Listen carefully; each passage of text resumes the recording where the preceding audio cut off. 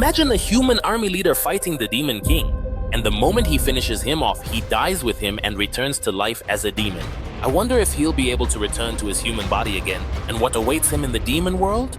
Let's see what will happen with Liao. Our story begins in the Demon King's cave, and we see our hero Liao standing before the Demon King. On this day, our hero has been in the army for 18 years, and he leads the strongest human squad. He'll finish off the demon cave and return the land to humanity. He grabs his sword, attacks the demon, and says, "Today will be the last day of the conflict between humans and demons. And I'm the one who will end it, and humans will triumph." He hears the Demon King's voice saying to him, "Did you really believe that?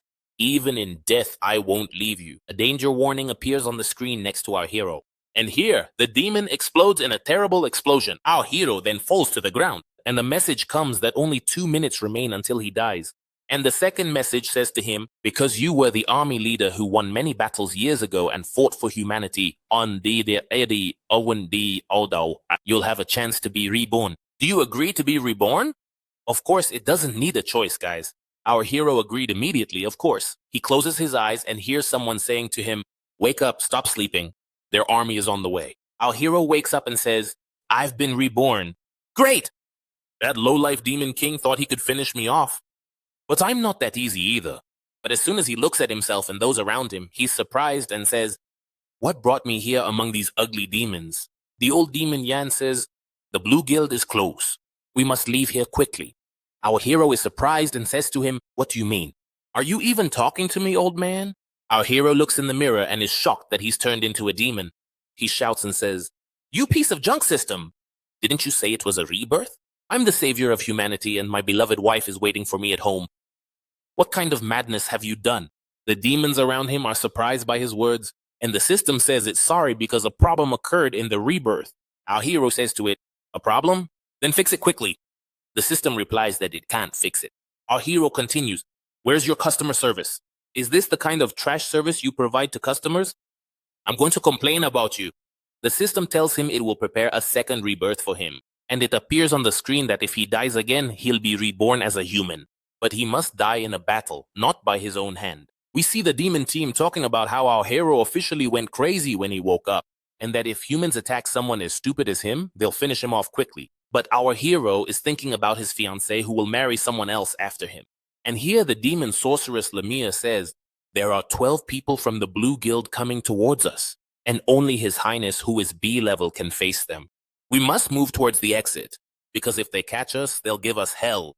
And here, our hero gets the idea that this is the chance he's been waiting for to do what the system said. So he goes towards the path the Blue Guild is coming from. Everyone is shocked, and Yan says to him, "Where are you going, you madman? That's the path the guild came from." Our hero replies, "Hiding is not a solution to the problem. If I can stop them, you'll be able to escape." They're all surprised because our hero will sacrifice himself for them, even though they know he's a coward and a fool. But suddenly, a cave-in occurs from a magic circle opening in the ceiling, blocking the path before our hero. Here, the Demon Lord's daughter, Liu, comes and says, "We grew up together, and in a difficult situation like this, no one should be left alone. We must all go together." Our hero gets angry because this girl is ruining his plan, and he yells at her while attacking the rocks blocking the path. Don't even think about it. What a busybody she is. He punches the rocks and feels a lot of pain. Liu is surprised by our hero's words, and Yan yells at him, "How dare you speak to Her Highness like that? Have you gone mad?" Our hero replies confidently, "Please, don't belittle a man who's about to sacrifice himself." Of course, Liu is surprised by our hero's manliness, as it's the first time she's noticed it. Our hero continues, "All this time I've just been hiding.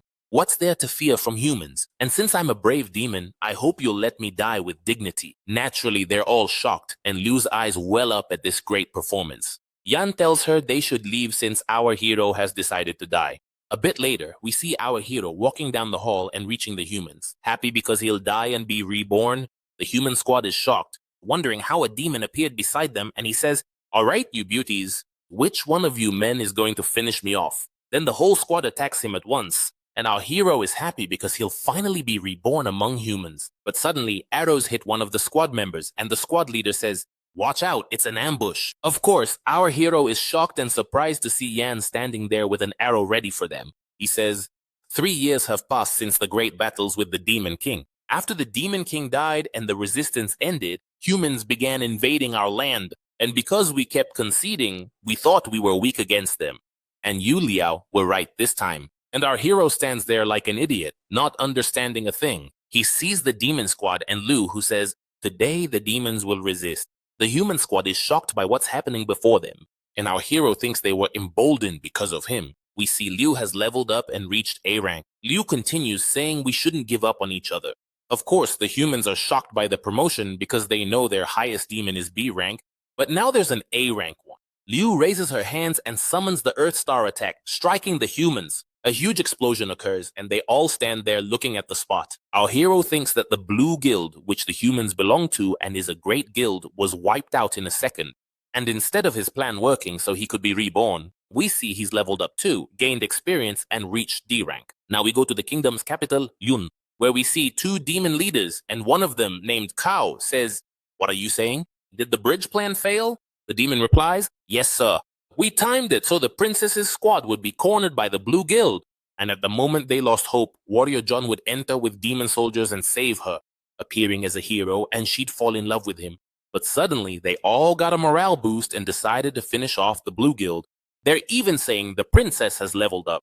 Kao says, "General, what are we gonna do?" General Huan, who is Jun's father, and also one of the three demon leaders, replies, "Military power is in my hands. And because of our status, the three of us will force her to marry my son in the council, and no one will dare to object. Inform my son tonight because tomorrow the army will come and ask for her hand. I told you before that this bridge plan was useless." We go to the princess, who's thinking about how brave our hero was in battle, and she decides to reward him. She tells the maid, Lumiere, to call for him. Lumiere laughs and says, "Yes, my lady. I'm going right now." As for our hero, he's sitting in a bar drinking and looking at the system screen, which tells him he hasn't selected a skill yet and has 120 unassigned points. So our hero shouts, "I don't want to assign them. If I assign them, dying will be harder." His basic attributes and level appear on the screen. He continues, "Rank D. Okay, so dying should be easy. But this area is so far from humans. So who's going to come and finish me off?" Just then, Lumiere arrives and tells him the princess wants to see him. Our hero approaches her and says, "You're just in time. Quick! You're the only one who can help me. You have to finish me off." Of course, she thinks he's drunk and talking nonsense or has gone crazy without her knowing. But the truth is, he was being serious with her, even though she's thinking about hitting him with a giant hammer. But she replies, "Not this time. Today, you must see the princess." Our hero is forced to go with Lumiere to the princess, who's waiting for him and says, "Liao, because you were brave, I'll give you the first-class medal of courage, and from now on, you can enter the palace as you please. Berry. I'll also give you the Slayer set so you can be a true hero." This set is the battle equipment of the previous Demon King. It's a collection of wearable items like armor, a bracelet, a necklace, a ring, and other things. But our hero doesn't understand a thing. He coldly takes the set and says, "If there's nothing else, I'm going back." The princess thinks he's become more aware and admires him even more.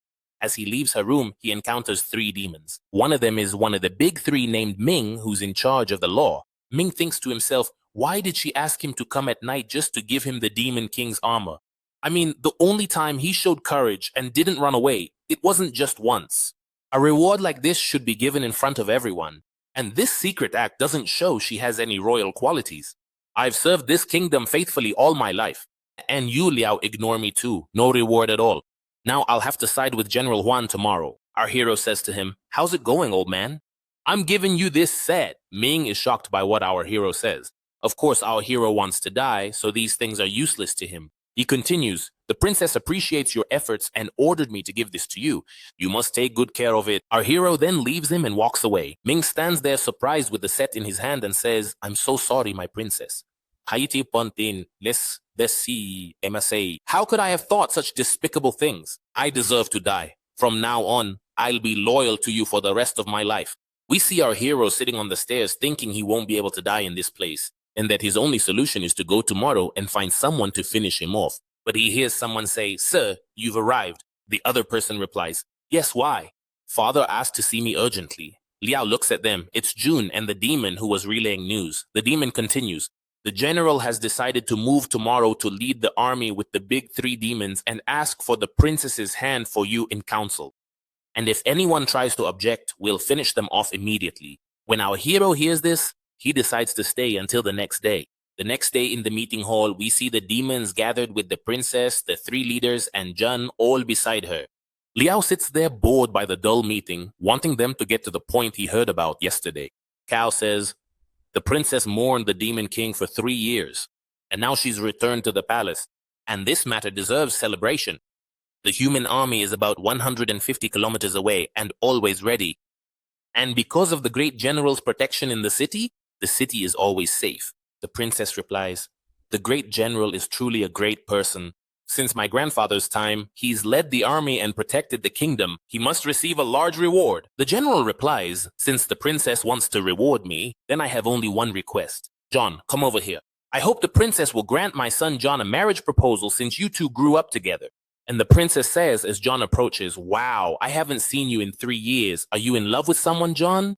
So John replies to her, I hope that you will marry me. The princess is very shocked when she hears his words and tells the general not to joke about such matters. So he replies to her, whether there is love or not is unimportant. Nothing is more important than duty. For 1,000 years it hasn't happened that a woman ruled the kingdom, and now rumors are spreading among the people and they've begun to lose trust in the kingdom.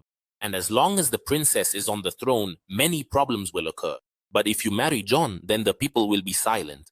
The people present at the meeting begin to say that this opinion is logical and that Prince John is handsome, brave, and suitable, but Ming doesn't like this talk at all, and the princess is feeling hesitant. And here our hero knows that this is his chance. So he approaches them, takes the princess's hand, and says, don't let this idiot control you.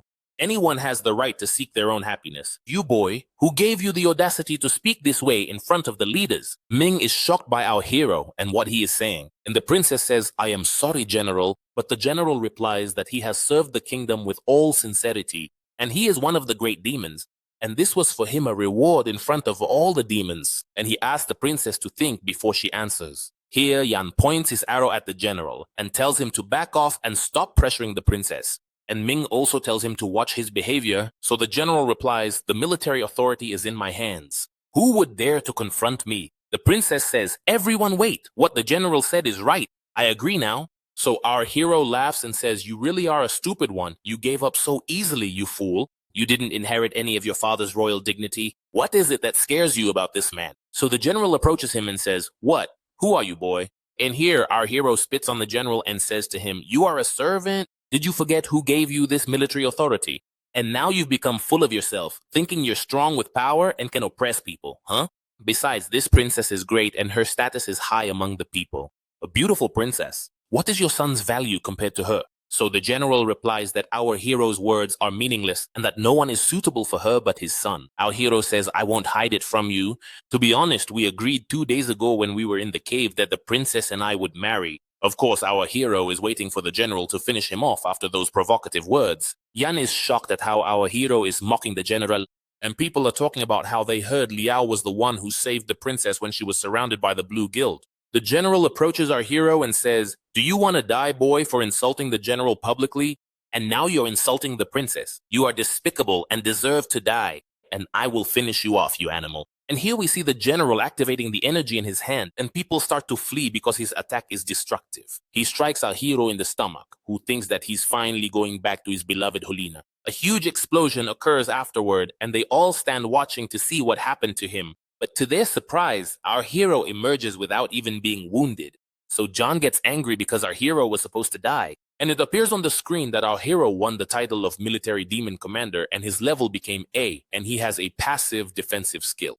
And we see everyone at that moment is shocked. And one of those present says, the princess made him the military demon commander. This is only used once in the lifetime of the great demon. The princess says, my grandfather and father gave you the position of military commander long ago. And since that day, you've been the commander-in-chief of the army. But now, I'm granting the position of military commander to Liao. And starting today, Liao will be the right general, and he'll cooperate with the left general Huan to lead the demon army. Juan thinks she believes she can use this young boy to challenge his military authority, and he wants to see who will bow before him. So Ming greets our hero, Ji, and the old man Yan also greets him. And here we see all the other demons bowing before him, even Cao. And of course, our hero thinks he's been a fool because what he wanted didn't happen. Here, Juan says that becoming a military leader of the demons proves the princess's trust in you. But how can someone who hasn't been an army leader before, or even fought in battles, be convincing to the senior and battle-hardened demons? If you want me to share my military authority, he must enter the test of the ancestors' demon cave. The great ancestor Lulion is the only king of our tribe, and whoever the great ancestor recognizes, Bechtel will then deserve the power of the king.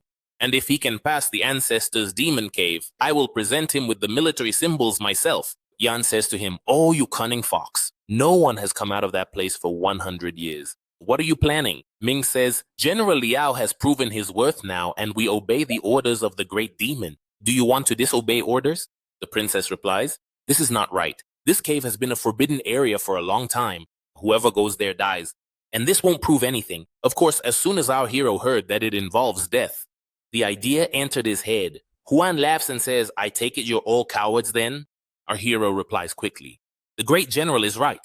I agree. So where is this demon cave then? Show it to me. I want to go now." They are all shocked by his words. And we learn that 200 years ago, the demon tribe faced a great crisis, and the great ancestor Lulion sacrificed himself to protect the tribe and sealed his demonic power in the demon cave, waiting for the arrival of the king he would recognize. But unfortunately, no one has been able to pass this test since that day. Ming says, to enter the cave, there must be at least 2 people. And considering General Liao is the first one, who else will dare to go in with him? Of course, everyone is terrified of this. One says he must find a way on his own. If he can't find a partner to enter the cave with him, then how will he lead the entire army? And here, Jun raises his hand and says, "I'll go in with him." Juan gets angry at him and says, "What are you saying? Who allowed you to make this decision on your own?" Jun replies, "And do you, father, see me as less than him?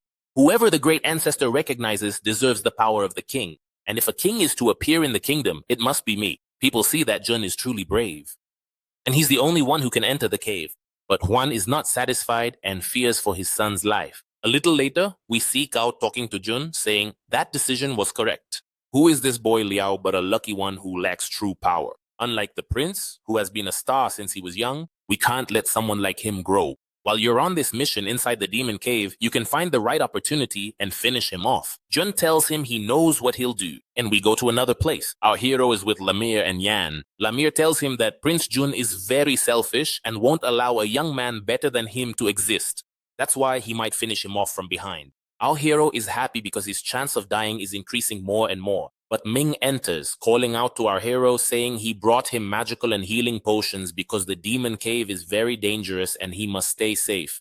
Of course, our hero doesn't want them at all and just wants to die. Now we go to the demon cave, where we see our hero John and Lemire standing in the courtyard, and our hero gives the bag of potions to John. Lemire asks them if they are ready. The princess then says goodbye to our hero and tells him to take care of himself. Lemire activates the magic circles and teleports our hero and John to the demon cave. After entering the cave, we see they've reached the ghost bat floor, whose specialty is knowing how to disappear. We see our hero and John walking through the cave. John says, "I don't know what kind of monsters are waiting for us in this cave." Our hero remembers Lemire's words about John stabbing him in the back.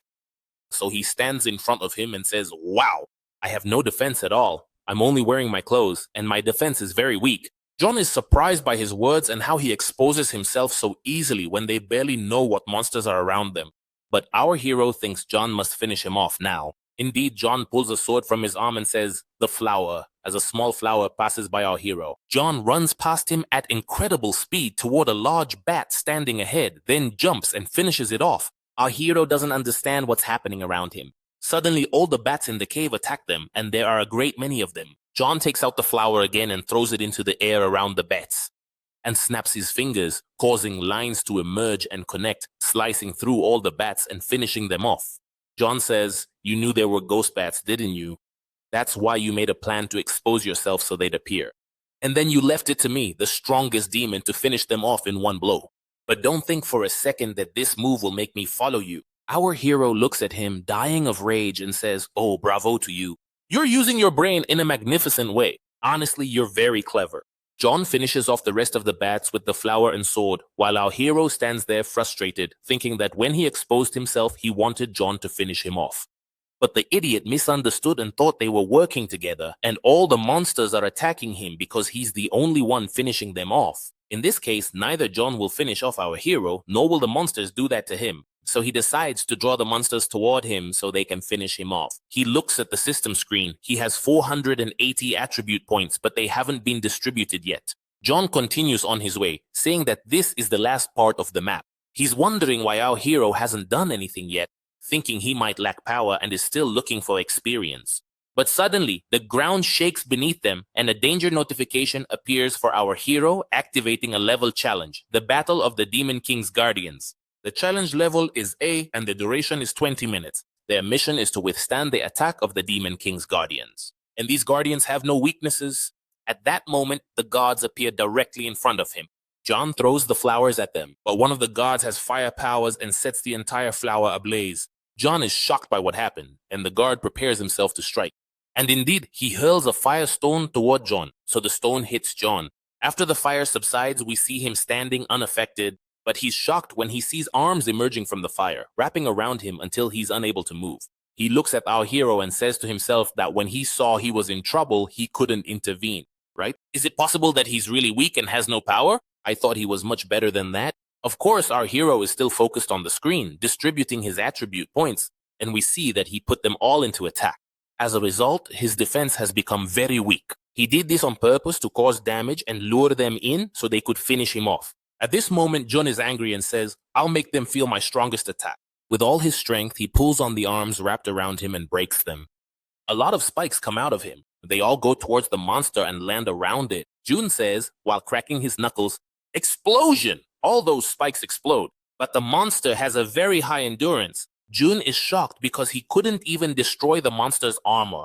At that moment, one of the monsters casts a magic circle on Jun, controlling him and lifting him into the air. All the monsters surround him, and we see our hero sneaking up behind them without anyone noticing. He approaches the fire monster and punches it in the back, creating a large hole in its body, and the god dies.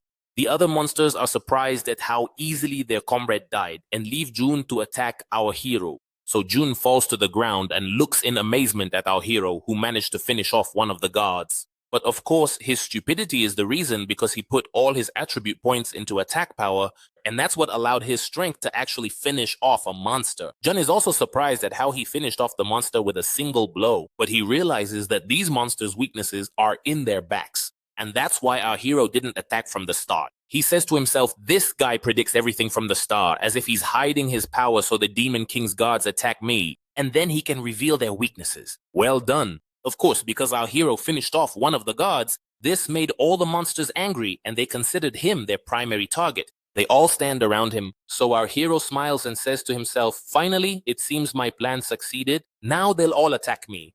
Their attack level is very high, and my defense is non-existent. They'll surely finish me off with one hit. He gestures to the monster and tells it to come at him. So the monster attacks him, and our hero is living his dream of returning to his human form. But Jun doesn't let him. He ruins the dream by hitting the monster's back with a flower and activating it, cutting the monster into pieces. Our hero is shocked to see the monster turned into mincemeat and says to Jun, going crazy, "Is this your strategy? Their weaknesses are in their backs. I provoke them and you attack, and you provoke and I attack. Understand?" And here, the monsters turn towards Jun. Our hero is dying of rage because his plan was going perfectly, until Jun came and ruined it for him. Jun starts running and the monsters chase after him. Our hero keeps calling them to come back, and he attacks another monster, also making a hole in it and finishing it off. Now the last two monsters look at him, and the target shifts back to him. Our hero tells them to come finish him off and give him some peace. So he stands proudly waiting to die. But Jun doesn't let that happen either. He attacks the monster from behind and hits it hard, shifting the target back to Jun, who runs away from them. And our hero is shouting and stomping on the ground so they don't leave. So he hits the second monster, finishes it off, and becomes the target again. But there's only one monster left, and this is his last chance. So he stands in front of it so the monster can hit him and give him peace. And indeed, the monster prepares its attack and descends upon our hero. But at the last second, Jun cuts the monster into 100 pieces. Jun stands before our hero and says, "No one can stand against this combat strategy." Seriously, well done, our hero says to himself, almost losing his mind. What have we done? We managed to finish them all off. John tells him, "I want to confess to you. You deserve to compete with me in the future." Suddenly, the ground shakes beneath them and cracks, and they hear a loud voice laughing, saying, "Ha ha ha! No one has dared to enter this cave for many years." I thought the young demons didn't have the guts to challenge the king's status. And a terrifying energy emerges from underground. A giant dragon appears and continues. Well done, you two. You finished the test and now it's time for the final challenge. Only one person leaves here. You have 10 minutes. We learn that this dragon is the Demon King, level 55. The dragon continues. The survivor wins the title of king and the Demon Lord's prize, or you both die. John says, what does he mean? He wants us to fight each other. He continues to himself. I am the kingdom's future. I cannot die, but the person in front of me is incredibly powerful. Of course, our hero is happy because this time a golden opportunity has fallen right into his lap. He takes off his jacket while John prepares himself, seeing how confident our hero is and how much he wants to win. He decides he must not lose to him, so our hero takes off his shirt too, which is armor, and says, since only one person can leave, then you must attack me. Wait, what? John thinks our hero is trying to lure and provoke him into attacking, and surely has a serious trap planned for him. But our hero keeps undressing and says, don't worry, I have no magic bag, and I'm wearing nothing but these shorts. All you have to do is hit me with all your might, and you'll win the title and the prize. You'll be the new, only, and unique king in this whole world. John replies, what exactly is your plan? I mean, you're so close to success. Why are you giving it up? Our hero gets annoyed because John is wasting his time, and John continues. I mean, the princess trusts you. You took military command, reached this stage, have decent offensive power, and can take out a demon lord's guard with a normal blow. But if you face me in a battle like this, I'm sure I can defeat you easily. So why are you surrendering? Our hero tells him, the kingdom cannot survive without your family, John. And Commander Juan served the kingdom faithfully. And you're a hero, a great hero who will be the kingdom's future. But what am I? I'm just a somewhat lucky soldier. And my value is nothing compared to your life. And for the demon kingdom, I must die. Kill me. John is shocked by his words and remembers his mother when he was young. When she told him that one day he'd grow up to be a young man and carry the kingdom's burden in his heart, and that demons wouldn't be strong unless they were united, John says to himself, Mother, I feel insulted. While this person is thinking of the kingdom and its future, sacrificing his life for it, I was thinking about his plans and the title of king while he's thinking about the fate of all demons. The dragon says, 8 minutes left, then the punishment begins. If you don't move, I'll finish you off. Our hero shouts, what are you waiting for, man? Just come over here and finish me off. John replies, this demon king said earlier that if we don't finish each other in 10 minutes, he'll finish us. And I'm honestly thinking of trying something else. We see John activating magic, a terrifying energy coming from his body spreading flowers. The Demon King watches as the flowers reach the barrier above them and John detonates them, causing a massive explosion, and the dragon screams, you dare to break through the barrier! Here we see that John has evolved and he says, what do you think about us uniting to fight this demon? The dragon laughs. A bunch of fools, I'll show you. Jun starts to feel his power increasing, while our hero stands aside watching them, saying, there he goes, pulling out his sword again. He's going to give us a headache. Why does he always make simple things so complicated? Jun attacks the dragon and throws flowers at it, but the dragon breathes fire on him, only to be surprised by Jun next to its head, striking it with a sword. However, the dragon's health is massive and Jun's strike has no effect. Jun moves quickly and attacks the dragon again, throwing flowers that start hitting the dragon. Then Jun lands on the ground. Now the dragon considers him the primary target and moves quickly, making a huge commotion. Jun looks behind him and is shocked by the dragon's tail, which hits him and sends him flying near our hero, who thinks that if Jun dies, he'll become the king. The dragon gathers energy to blast it from its mouth, aiming it at Jun. But our hero, Liao, stands in front of him and blocks the strike with his body, losing a lot of health. Jun keeps looking at Liao in surprise, saying to himself, this is the second time he's saved me from a fatal blow. Jun takes out an instant healing potion and throws it at his stomach, and it hits his body. It starts healing Liao, and in a second his health is fully restored. Our hero goes crazy and pulls his hair because every time his plan is about to succeed, Jun ruins it for him. Jun then throws 3 potions at once, all of them buff and defense potions, hitting our hero Liao and boosting his stats. Jun says, let's continue the battle. Of course, Liao is fuming with rage because instead of getting closer to death, he's now stronger and at full health. We see Jun's energy increasing as he leaps with incredible speed at the dragon until he reaches its head and strikes with flowers.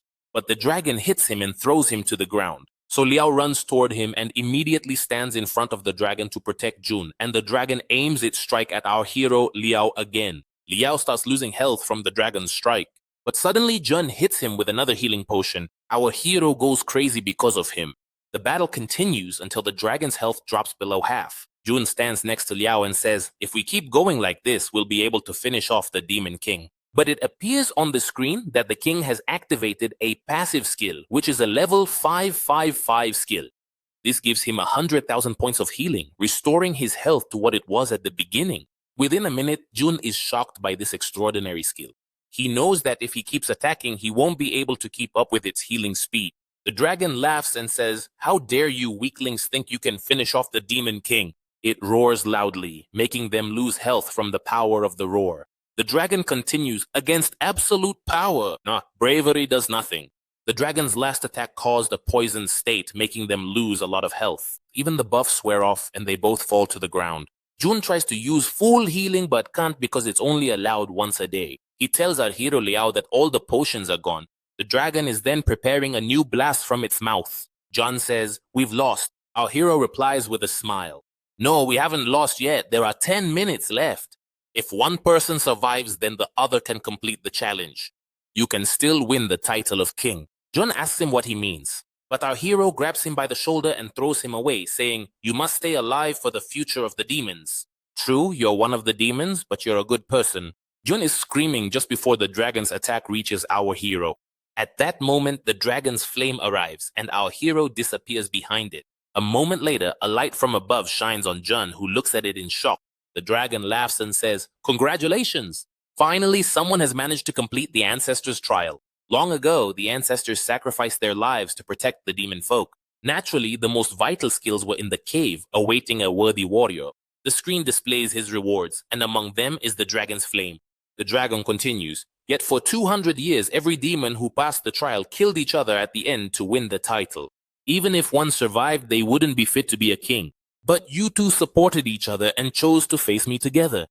The feeling and faith in protecting the demon folk without fear of death is a great thing. And kingship is ultimately a quality more than just a value a king needs. We see our hero standing next to Jun.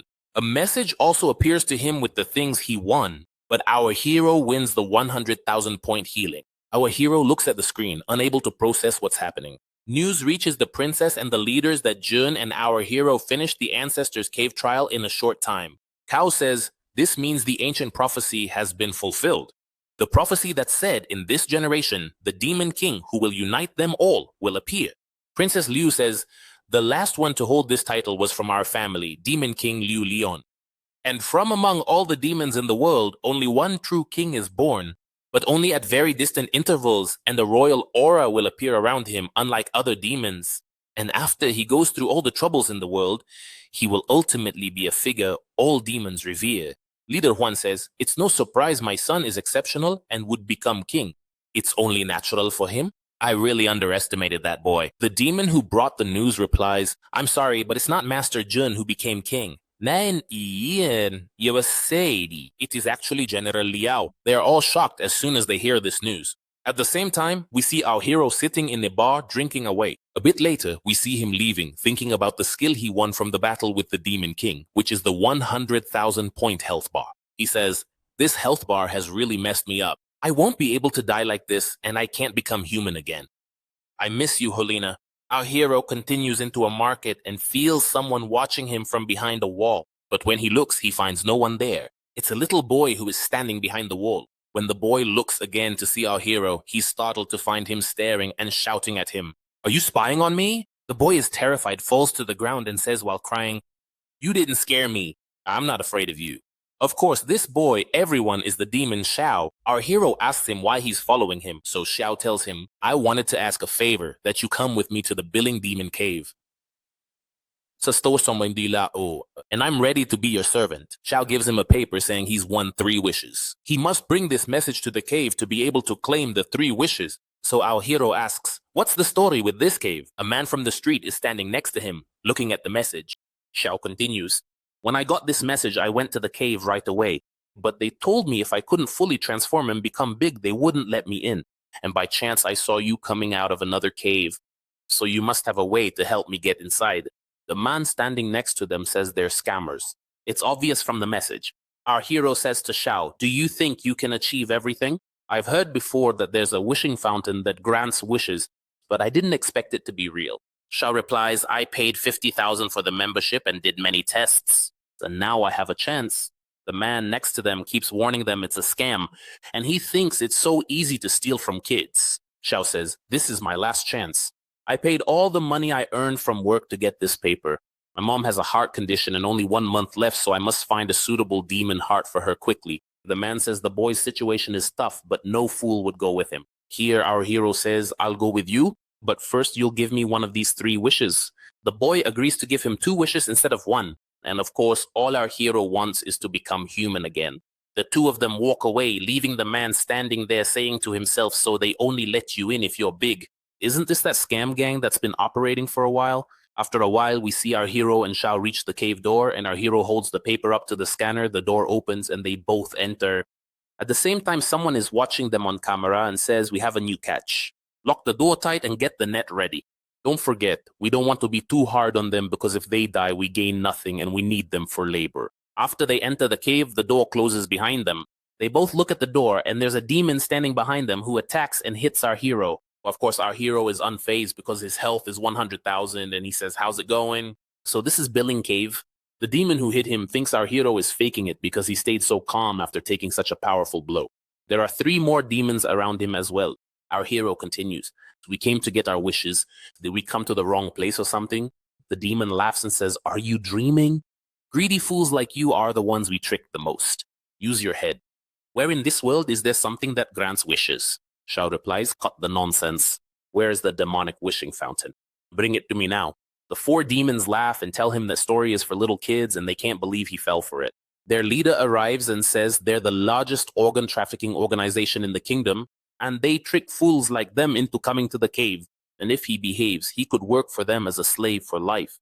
And if he doesn't, they'll cut him into pieces and sell them off. Because if lower class people like them disappeared, no one would even notice. And that his body is weak but could be useful for military equipment. He pats his face and tells him to be an obedient dog and accept his fate. And here our hero punches the leader, sending him flying while the other demons stand there in shock. Our hero says this has happened a lot since I came back to life, and it always ends the same way for me. The demon who attacked him first says, this kid dared to fight back, everyone suit up. Armor appears around them, they put it on, and it's high-grade gear. The demon says the kid won't know how dangerous the world is until he sees our power. Let's test this new armor on him. Finish him off. The demons attack our hero, who says, I'm always close to success, but now I have to deal with this situation. I'm so depressed and angry. I'll show you dogs. Our hero throws a punch and the impact is massive due to its sheer power.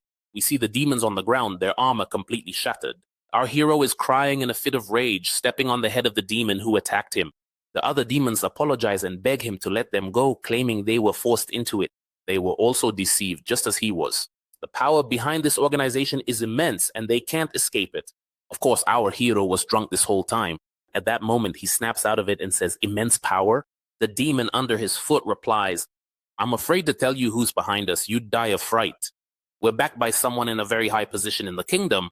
When the general arrives, you won't stand a chance of staying alive. Our hero suspects the organization's leader is one of the kingdom's 3 generals. Just then, the door swings open and the demon laughs, saying, the general is here!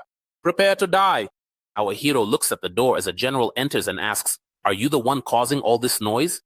Our hero is shocked to see him and says, so this whole scam belongs to Old Man Cow. A demon with the general shouts, how do you know who's behind us and how dare you insult him like that? The general cracks his knuckles and says, surely these failures are the ones who leaked it. We learned that this general is Kao's brother, named Bang. The demons try to apologize, claiming they said nothing and begging for forgiveness, but in an instant, their heads are crushed. Bang says, useless trash demons, you can't even defeat a complete nobody. And you know far too much, you must die right here. Liao replies, you're big and you look strong. Let's see if you can actually finish me off. I'll give you 10 minutes. If you can't finish me by then, don't blame me if I get rough. Everyone is shocked by our hero's words, and Bang asks him, what do you mean, give me 10 minutes? I'll finish you off in a single second. The general punches our hero, sending him flying backward. But our hero heals instantly. He says, you're clearly stronger than the rest. But come on, give me your best shot, sweetheart. The general wonders how an unknown person could possess such power. Our hero continues, come on, honey, those 10 minutes are ticking away. Bang replies, activating the power in his hand. How dare you underestimate me like this? Bang attacks our hero rapidly, knocking him down and raining blows upon him from above. The demon with Bang looks at our hero and says, I remember him now. We see Bang is exhausted after all that punching. Our hero's health is unchanged. It hasn't dropped at all. He says, are you stopping? Come on, keep going. Bang gets furious, leaps into the air, and delivers a massive blow to our hero.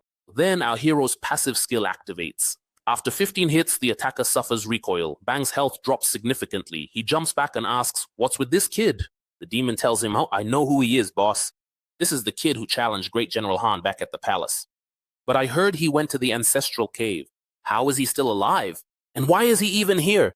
Bang replies to him, so that's his story. I've heard of you, the pretty-faced one that Lady Liu stood up for. You think you can fool me? A worthless dog demon who got a high rank just because of women. I'm not like you, old man. I'm an A-rank demon. I have 2 demon hearts and I'll be the future leader of the demon clan.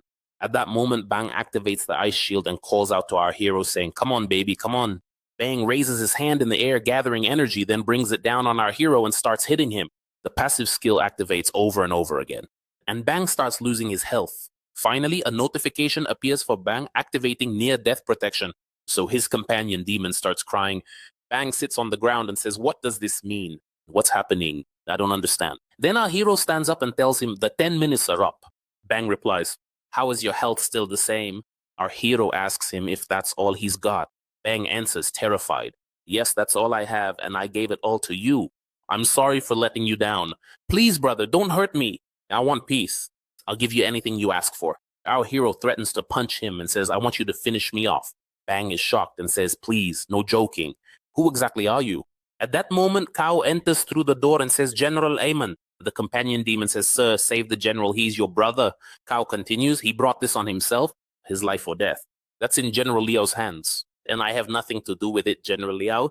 This place was a weapons factory chosen by the former demon emperor himself, but my mismanagement is what caused this problem. Please forgive me, General, and I'll fix this matter quickly. Liao replies to him, do whatever you want, and this fat guy's life isn't important to me. But you're a very weak group talking about powerful weapons and turning out to be a disappointment. Wait a minute, I remembered something. You, fat guy, said before that you could give me anything I ask for, right? And you also said you have 2 demon hearts, didn't you? Bang is terrified of him and tries to change the subject. A little later, we see them at the hospital with Bang in surgery. The doctor tells him not to worry because he has 2 hearts, meaning if he loses one of them, nothing will happen to him. Our hero is standing outside with little Xiao, who says, brother, if it weren't for you, my mom wouldn't have survived. Thank you. Our hero tells him it's a small thing, and it's good he could grant his wish, wondering when his own wish will come true. Kao is with his brother's companion demon, asking if they saw the energy storage unit. The demon replies, don't worry, everything is safe. Kao continues, we must protect this energy weapon even if we die. We can't allow anyone to know about it. The human army will be here soon. We see the humans preparing themselves for war, and Holina is talking to our hero who's sleeping in her lap, saying you should have been the leader in this battle, but now only your body is here with me. I miss you. I wonder if you're okay wherever you are. But it won't be long before we meet again very soon. In the demon world, we see a group attacking our hero with swords, but without affecting him, so he gets angry and says, what's wrong with you idiots? Can't you cut off my head? You're all failures. No one can ever finish me off. At that moment, our hero wakes up and everything he saw was just a dream. But then Lumia enters and says, General Liao, Her Highness has requested an emergency military meeting, and I ask you to come to the hall quickly. Our hero is surprised by this military meeting thing. Then we go to the hall now where Leho says, according to reports, there have been changes in the human army's leadership, and it seems they're planning to attack us early. And this time, the humans sent an army of more than 10,000. Then that's why I've gathered all the kingdom's generals to decide how we'll respond. Huan tells her that the last battle of this scale was 10 years ago, and we needed to gather all our forces against the human attack. And in the end, the Emperor and I managed to launch surprise attacks, eliminate the enemy leaders, and protect the kingdom. But back then, the humans only sent 5,000 soldiers. But today, the army has doubled, and our military forces haven't improved much. That's why we have no choice but to defend and wait for an opportunity to attack. John, take a squad with you, go to the Alliance, and ask for help. John immediately agrees with him, and Leo asks our hero for his opinion. Our hero thinks 10,000 soldiers is a good number, and he starts calculating that if each one caused him damage at a certain time, it means they could finish him off. And he says, great opportunity that we must fight and we must leave the city and face them with all our strength. One gets angry and tells him, like, we are now facing a life or death moment for the kingdom. How can you speak in such a reckless manner? Our hero replies, 10 years ago, the humans attacked with 5,000 soldiers and you defended, barely managing to save yourselves. This time they're coming with 10,000 soldiers and you want to defend and ask for help, surrendering your life to whoever comes to assist you. Then in 10 years, the humans will come and there'll be 20,000 then. To whom will you surrender your life? Can't you face your destiny alone? And besides, who said the military strength hasn't evolved? Have you forgotten who I am? I am the biggest change in our military strength. The generals start talking about how our hero's words are correct because he's the king recognized by the ancestors, and that the demonic prophecy says the demon king will unite all demons and lead them to the light. One interrupts them and says, you want to sacrifice our soldiers and let them die. You've never been in battles, so how could you know the cruelty of war? Liao replies, do you think victory comes by luck alone? Do you think the enemy will let us carry out a surprise attack again? Do you think just talking about despair will make us win? You're just a warrior of many years who didn't know what the most important thing in battle is. The most important thing is the determination to win. And that's why I'm declaring now with a military pledge that if we lose this battle, you should execute me then, cut off my head and make me an example for everyone. They all look at him in amazement. And John says to himself, you always have the enthusiasm that gives us hope. Leo stands up and says, fine, this battle will be led by General Liao, and he will be the supreme commander. Everyone must listen to and obey his orders. We will open the city gates and face the enemy. The next day, in one of the camps, we see General Huan gathering the other generals around him and saying to them, I've been in many battles in my life, and this time, the human army isn't just large in number, but every soldier is much stronger than before. We won't be able to win this battle, and you've been with me for many years, and no, I won't let you sacrifice your lives this way. So all generals will follow my orders in this battle. Do not leave the city, and no one respond to General Liao. And if the princess blames us, I will take full responsibility. After a few days, the human army reaches the kingdom's borders, and it's the 21st division from the kingdom of Shanghua. We then see the general leading the division observing the demon kingdom and saying, the day you die has come. Come on, men, start the attack on the city, and don't forget that General Shin ordered us not to leave a single demon's head in its place. The humans fire missiles at the city wall, and you see the demons riding their dragons ready to fight. They start using magic to destroy these missiles, but one missile gets through, hits the wall, and destroys it. Our hero looks at the explosion and says, the time has finally come. We see the human machines entering through the wall looking like spiders. Juan whispers to the generals next to him, telling them not to forget what he said. They ask each other what they should do, because if they listen to Juan, it would be an act of military disobedience. Our hero looks at them and says, everyone listen to the orders and carry them out. Now everyone enter the city and no one is allowed to leave. The king will handle this battle alone. They are all shocked after hearing the orders, and our hero jumps down, landing on the ground in front of the humans. He starts approaching them until he's right in front of them, with their weapons aimed at him. The leader named Jia looks at him and says to himself, what's the deal with this demon? He came alone, yet there are still many demons up there, but no one is moving. Could it be a trap? On the wall, the generals are talking, wondering if they misheard our hero's orders not to move while he handles all the humans. As for General Huan, he thinks our hero is insane. What is he planning? Asking the demons not to intervene at all. The human army has 10,000 soldiers, so he can't stand against them alone. But our hero starts taking off his clothes and says, I heard the human army is strong, but I don't see anyone brave enough to come and attack me. Are you scared? No one dared but me, he says as he steps forward. He continues to himself, Jia, you used to be one of my men. I didn't expect you to lead the humans in the attack on the city, but I don't want you to disappoint me. I remember you well. You don't accept insults and always strike back. Here our hero starts mocking them, so Jia gets angry and says, this lowlife is mocking us. Attack him, men! The soldiers with swords attack our hero, while those behind them with machine guns fire bullets. Our hero is very happy because he wants them all to attack at once, as the damage to him will be greater. Even Jia attacks with his sword, hitting our hero, while the other soldiers keep striking him from all sides. But his health recovers quickly again, and our hero realizes he must be hit with about 1,700 points per second to take any damage. Our hero gets angry and shouts at the soldiers to use all their strength, but the soldiers are shocked by his rapid healing speed. Jia screams, have the third squad advance with us to attack! The armored vehicle moves, aiming weapons at our hero, including a magical device that fires energy, So our hero is finally happy as he's being hit and says, "That's it, keep going." One watches the battle, shocked by our hero's rapid healing ability, and wonders if our hero really intends to face the human army alone. Our hero is very happy because the soldiers' attacks are starting to work, and he sees his health starting to drop, making him even happier. But suddenly a notification appears saying a passive ability was triggered and energy bursts from his body, hitting the soldier in front of him and sending him flying. They all look at the shattered soldier as he says his last words, that this demon is not normal and the damage was devastating. Then the soldier dies, leaving them all in shock. Jia thinks this demon has a major issue that he doesn't understand. He shouts to his men to stop the attack. He remembers General Shin telling him that this kingdom has a triple S-rank demon king who had a healing ability that was like a glitch in the system. And back then, that king alone was able to defeat human kingdoms and control 3 demon caves. And he restored the demon's power to face the humans. But he remembers that this king died a long time ago. And here our hero says his health is returning quickly. "Why did you stop? You're 10,000 soldiers and you can't finish me off." Of course, the soldiers are shocked. "How are our hero's wounds healing this fast?" Jia says while speaking into the device. "The demon in front of us is very dangerous. Everyone calm down and no one attack. Our mission is to bring the strongest demon army.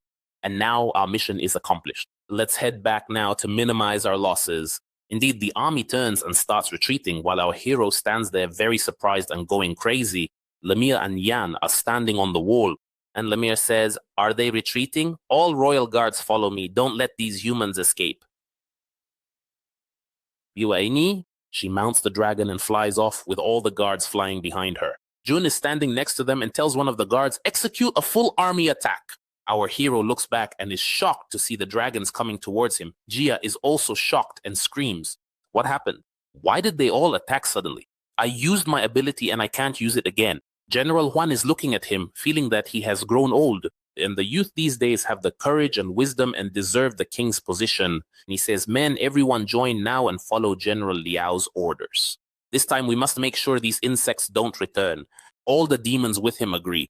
But someone from the kingdom comes and says, "General, the situation is very bad. The human army was deceiving us because on the other side there's another very strong army that entered the kingdom through the west gate, and the deputy commander and his squad are all dead. And the kingdom's residents are now facing a massive massacre, and the main army is heading towards the palace to attack the demon queen." At the palace, we see the human army has arrived and Liu is standing there fighting them. The human leader says, "Useless demons." Liu says, "This human is very strong." Mingu replies to her saying, we must find a way to retreat. The human leader continues telling them, "Your defense forces are completely destroyed and we've entered now." But suddenly a fireball hits near them and injures one of his men, so they try to treat him. The owner of this fireball is General Huan, who stands before them, so the human leader says to him, "Finally, a demon appeared who will give us some trouble.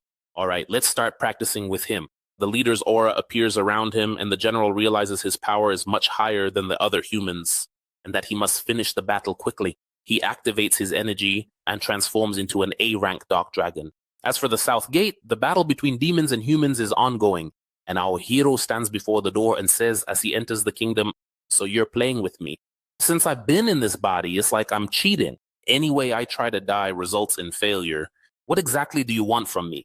You want me to be the demon king just to be satisfied?" Our hero is crying and laughing at the same time. Then suddenly a lightning bolt appears from the sky and strikes the ground in front of him. He looks at the lightning strike spot, finds demon corpses, and continues. "Aren't the humans fighting outside the city?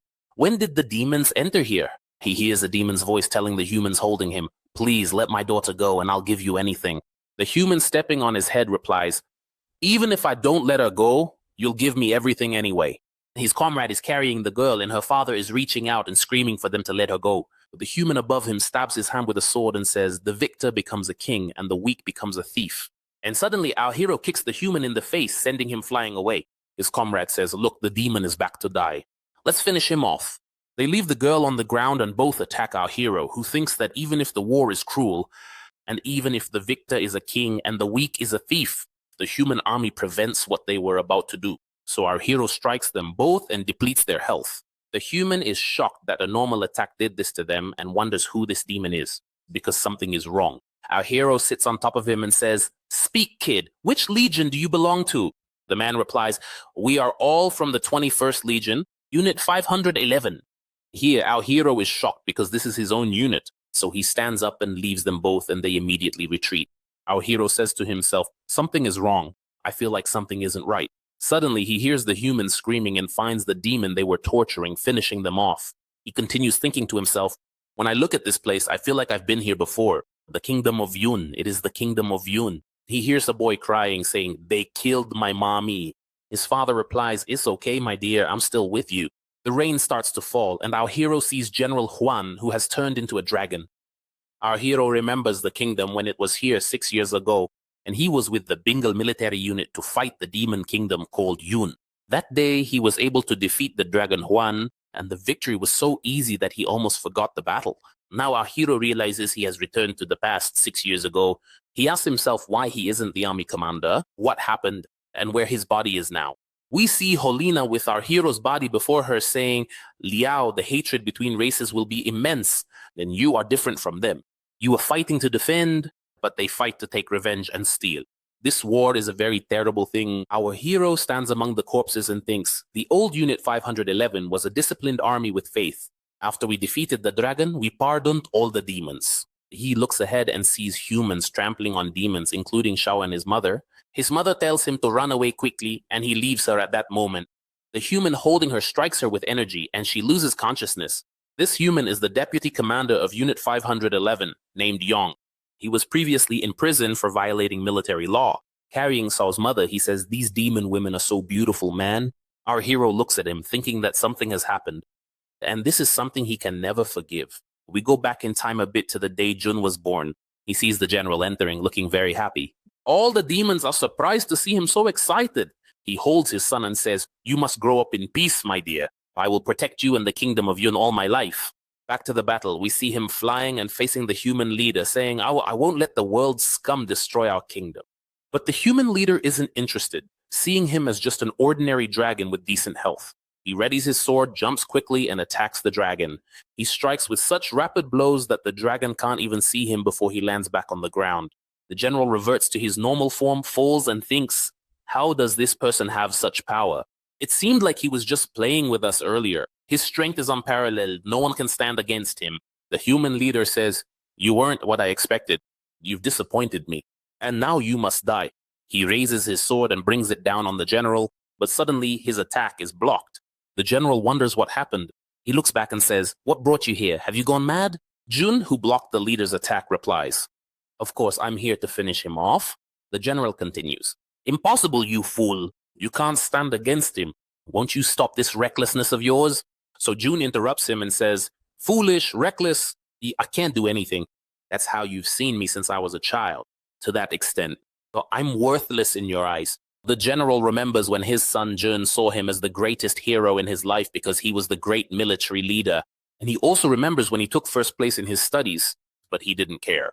And also when he took first place in army training and still he didn't acknowledge him even when he reached the rank of vice commander and still no interest. So Jun shouts and says, anything I did, you never appreciated it. The general replies, get out of here. Our enemy is not just an ordinary soldier. Jun replies, whether he's human, a demon, or even a ruler, whoever dares to enter the kingdom of Yun must die.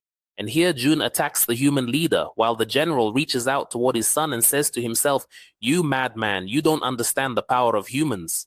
At that moment, Jun moves with incredible speed and finishes off the assistants with the leader. The leader is shocked when he sees him behind him, having finished off his assistants. Mingal, standing next to the general, says he finished them off with a single blow. The leader turns toward Jun, seeing that this demon is different. Wings appear on Jun and energy gathers around him in a terrifying way. So the leader is shocked, and the general looks at his son saying, since when did you start becoming better than me? The general remembers when his son was young and was sad because his father didn't care about him. But the general was secretly very proud of his son, who excelled in everything. And when he got the news that his son came first in army training that day, the general was so happy and said to the soldier who told him the news, see, I knew he would succeed, but these aren't my plans. And we learned that when the general hears his son's name, his mood changes, and he didn't want him to follow the path of the army because he's smart and always first. He sits by his wife's grave and says, this boy is a genius, and you always told me to take care of the battles, and you would take care of the home. But you left me and I don't know how to deal with Jun. He should have lived a normal and safe life. But it seems I was wrong. And we return to the battle again. And June strikes with the same dragon, so a terrifying energy comes out and hits the leader. And a big explosion happens. After the atmosphere calms down, we see June still flying in the air, looking at the leader with total coldness. The leader has blocked this attack and starts laughing, saying, "Finally, this is what I wanted. Now a demon worthy of the challenge has appeared. Let's enjoy ourselves while we play together." The general looks at the leader's sword, shocked, and says, "This weapon, I found it in the records of rare weapons." Jun says to him, "Let's go." The general runs quickly, saying to himself, "This sword can cut through anything." The leader moves his sword and Jun is shocked. And we see the tower behind him split in two and collapse. Leo and Ming call out to Jun, asking him if he's okay. And Jun stands shocked, looking at his father standing before him, who says, "Jun, I was wrong about you all this time. I even forgot to tell you that you're the one I'm most proud of." Jun cries and says, "But Dad, your arm..." The general's arm has been cut off by the sword strike. But he says, laughing, You're the best soldier I've ever known. And in the future, you'll be the strongest demon leader in the whole world. So you must stay alive. This human before you, his weapon is from the abyss of sins. And he surely managed to finish off triple S ranked demon kings to get it. And even if the whole kingdom united now, they wouldn't be able to defeat him.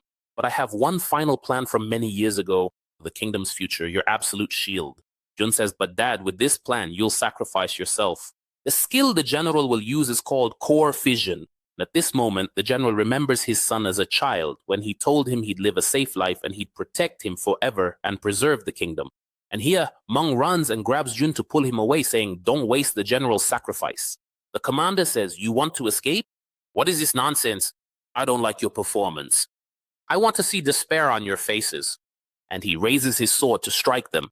But he hears General Chao calling him from behind, saying, "Commander, don't rush into the fight." And there's no need for them to die this easily. "These fools are defending this demon heart, and I've brought it to you, and I ask you to accept me into the human army now." The commander points the sword at Chao's neck and says, "So you're saying what you have is the demon heart, and you want me to believe you? Why should I trust you?" Cao replies, "The clan I belong to is the Demon Heart Guardians of the Kingdom. And this has been for a very long time. Since the day the first demon king Lulian united the demon lands. Our ancestor Long was his trusted army commander. And every demon king would have 3 commanders around him, one expert in magic and the other in combat and military affairs. But our clan had no place in magic or combat. Instead, it was expert in this because the demon heart Lulian left contains the blood of the founding commander Long. And our clan is the only one that can activate this heart or give it to someone. The commander thinks about how he's heard of the demon heart and that it contained immense energy from the demon's power and spirit, and says, "Something this powerful, you'd give it to me so easily. Do you think I'm an idiot?" Lightning strikes the commander's sword. Cao looks at him terrified, and out of fear, he drops the heart, puts his hands on his head and says, "I'm sorry. All I wanted was for us to stay alive. I'm weak and have neither magical nor physical strength. And even if I use this heart, my weak body would collapse. Our clan has never had influence. Now we've changed colors like chameleons just to stay alive."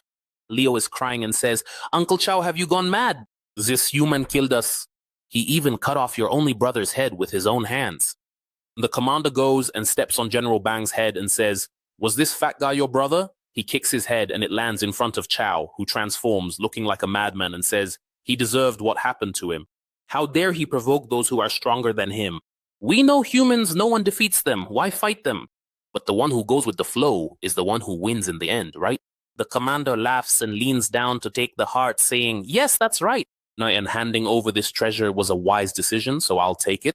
Cao looks at him, brings his finger to his mouth and says, "Get ready to protect the demon lord." And here Meng activates absolute defense, and General Huan also activates life core fission. Leo and Jun are looking at them, not understanding anything. Chao bites his finger, wounding it, and throws his blood onto the demon heart, which activates immediately as soon as the blood touches it. The commander is shocked as immense energy erupts from the heart, and Cao says, "Our clan has been waiting for this moment for a long time because this is our only role. We've had a great status among the demons for a very long time, and this is the only way we can repay the favor." At this moment, a terrifying explosion occurs, destroying the place, and we see the humans being crushed by the blast. Lamia asks what's happening inside the city as they look at the explosion. Suddenly, a bolt of lightning descends from the sky, striking right in the middle of this explosion, and we see Cao after his body caught fire, saying, "This is all I've got, but I've only used 1% of the heart's power." Jun grabs him by the arm to support him, and Kao falls to the ground. And at that moment, the level 5 armored dragon appears, performing an absolute defense that blocks all damage. You see the commander standing there unharmed, with the dragon above him, and he says, "You've made the worst mistake. How can you play all your trump cards before knowing your opponent?" Kao reaches out his hand to grab the heart, but lightning strikes the heart, sending it to the commander's hand, who continues, "Are you ready to face the consequences of your actions? I didn't expect to see a demon heart in this pathetic kingdom, but it's no surprise being the land where the demon king was born. And now the real work begins. Go on, dragon, you do it." The commander puts the heart in his pocket and looks at the dragon, who's reluctant, and continues, "What? Can't bring yourself to attack your own kind?" The commander activates the device embedded in the dragon's neck, and the dragon starts screaming in pain. It heads toward the queen and her companions, about to strike, so Ming activates the shield to protect them. The commander says, "What helpless demons, you're all so slow." In a second, the commander vanishes, and we see Ming struck in the back by the commander's hand, which emerges from the other side. General Huan attacks to strike him, but the commander grabs his hand and uses the eye that can analyze the opponent's abilities. And after seeing his stats, he tells him, "You're so weak, and so I'm going to crush your power." The commander breaks the general's arm and lets him fall to the ground. But Jun attacks the commander from the other side, trying to hit him, but the commander vanishes again. He also checks Jun's stats and sees he has royal potential because his speed is over 2,000, but he considers it useless. So he approaches him and says, "You're the fastest demon in the kingdom, aren't you?" He then kicks him, sending him flying, and Jun falls to the ground. He steps on his leg, breaking it, and says, "Did you think an ant could shake a mountain? All these stats of yours are nothing. But if there were even more of me, what would you do?" And here, lightning strikes the ground, and many clones of the commander appear around him. This skill gives these clones the same power and awareness, and he can switch between them. The commander grabs the queen and says, "I've been thinking all this time since you're so weak. Why do you even exist? But I figured out the reason later. Your only value is simply to entertain me." Of course, we learned that when this commander was young, his favorite hobby was killing, to the point that he once showed no mercy to a small kitten. He lets the queen fall to the ground after she loses hope and kicks her. And here, General Huan stands up and says, "We lost this time, but it's a great honor for us to die together." The commander replies, "That's what's expected from someone defending the kingdom, still standing with pride even now. But you know, if you surrendered, it would ruin the fun." The leader signals one of his clones, who grabs Jun and pulls him by his hair. The leader says, "Isn't this your son? I could give him a chance to stay alive and not die with you, but on the condition that you kneel before me right now." Jun says, "You're a monster. My father won't accept this." The leader replies, "This is your only and best chance to think right now."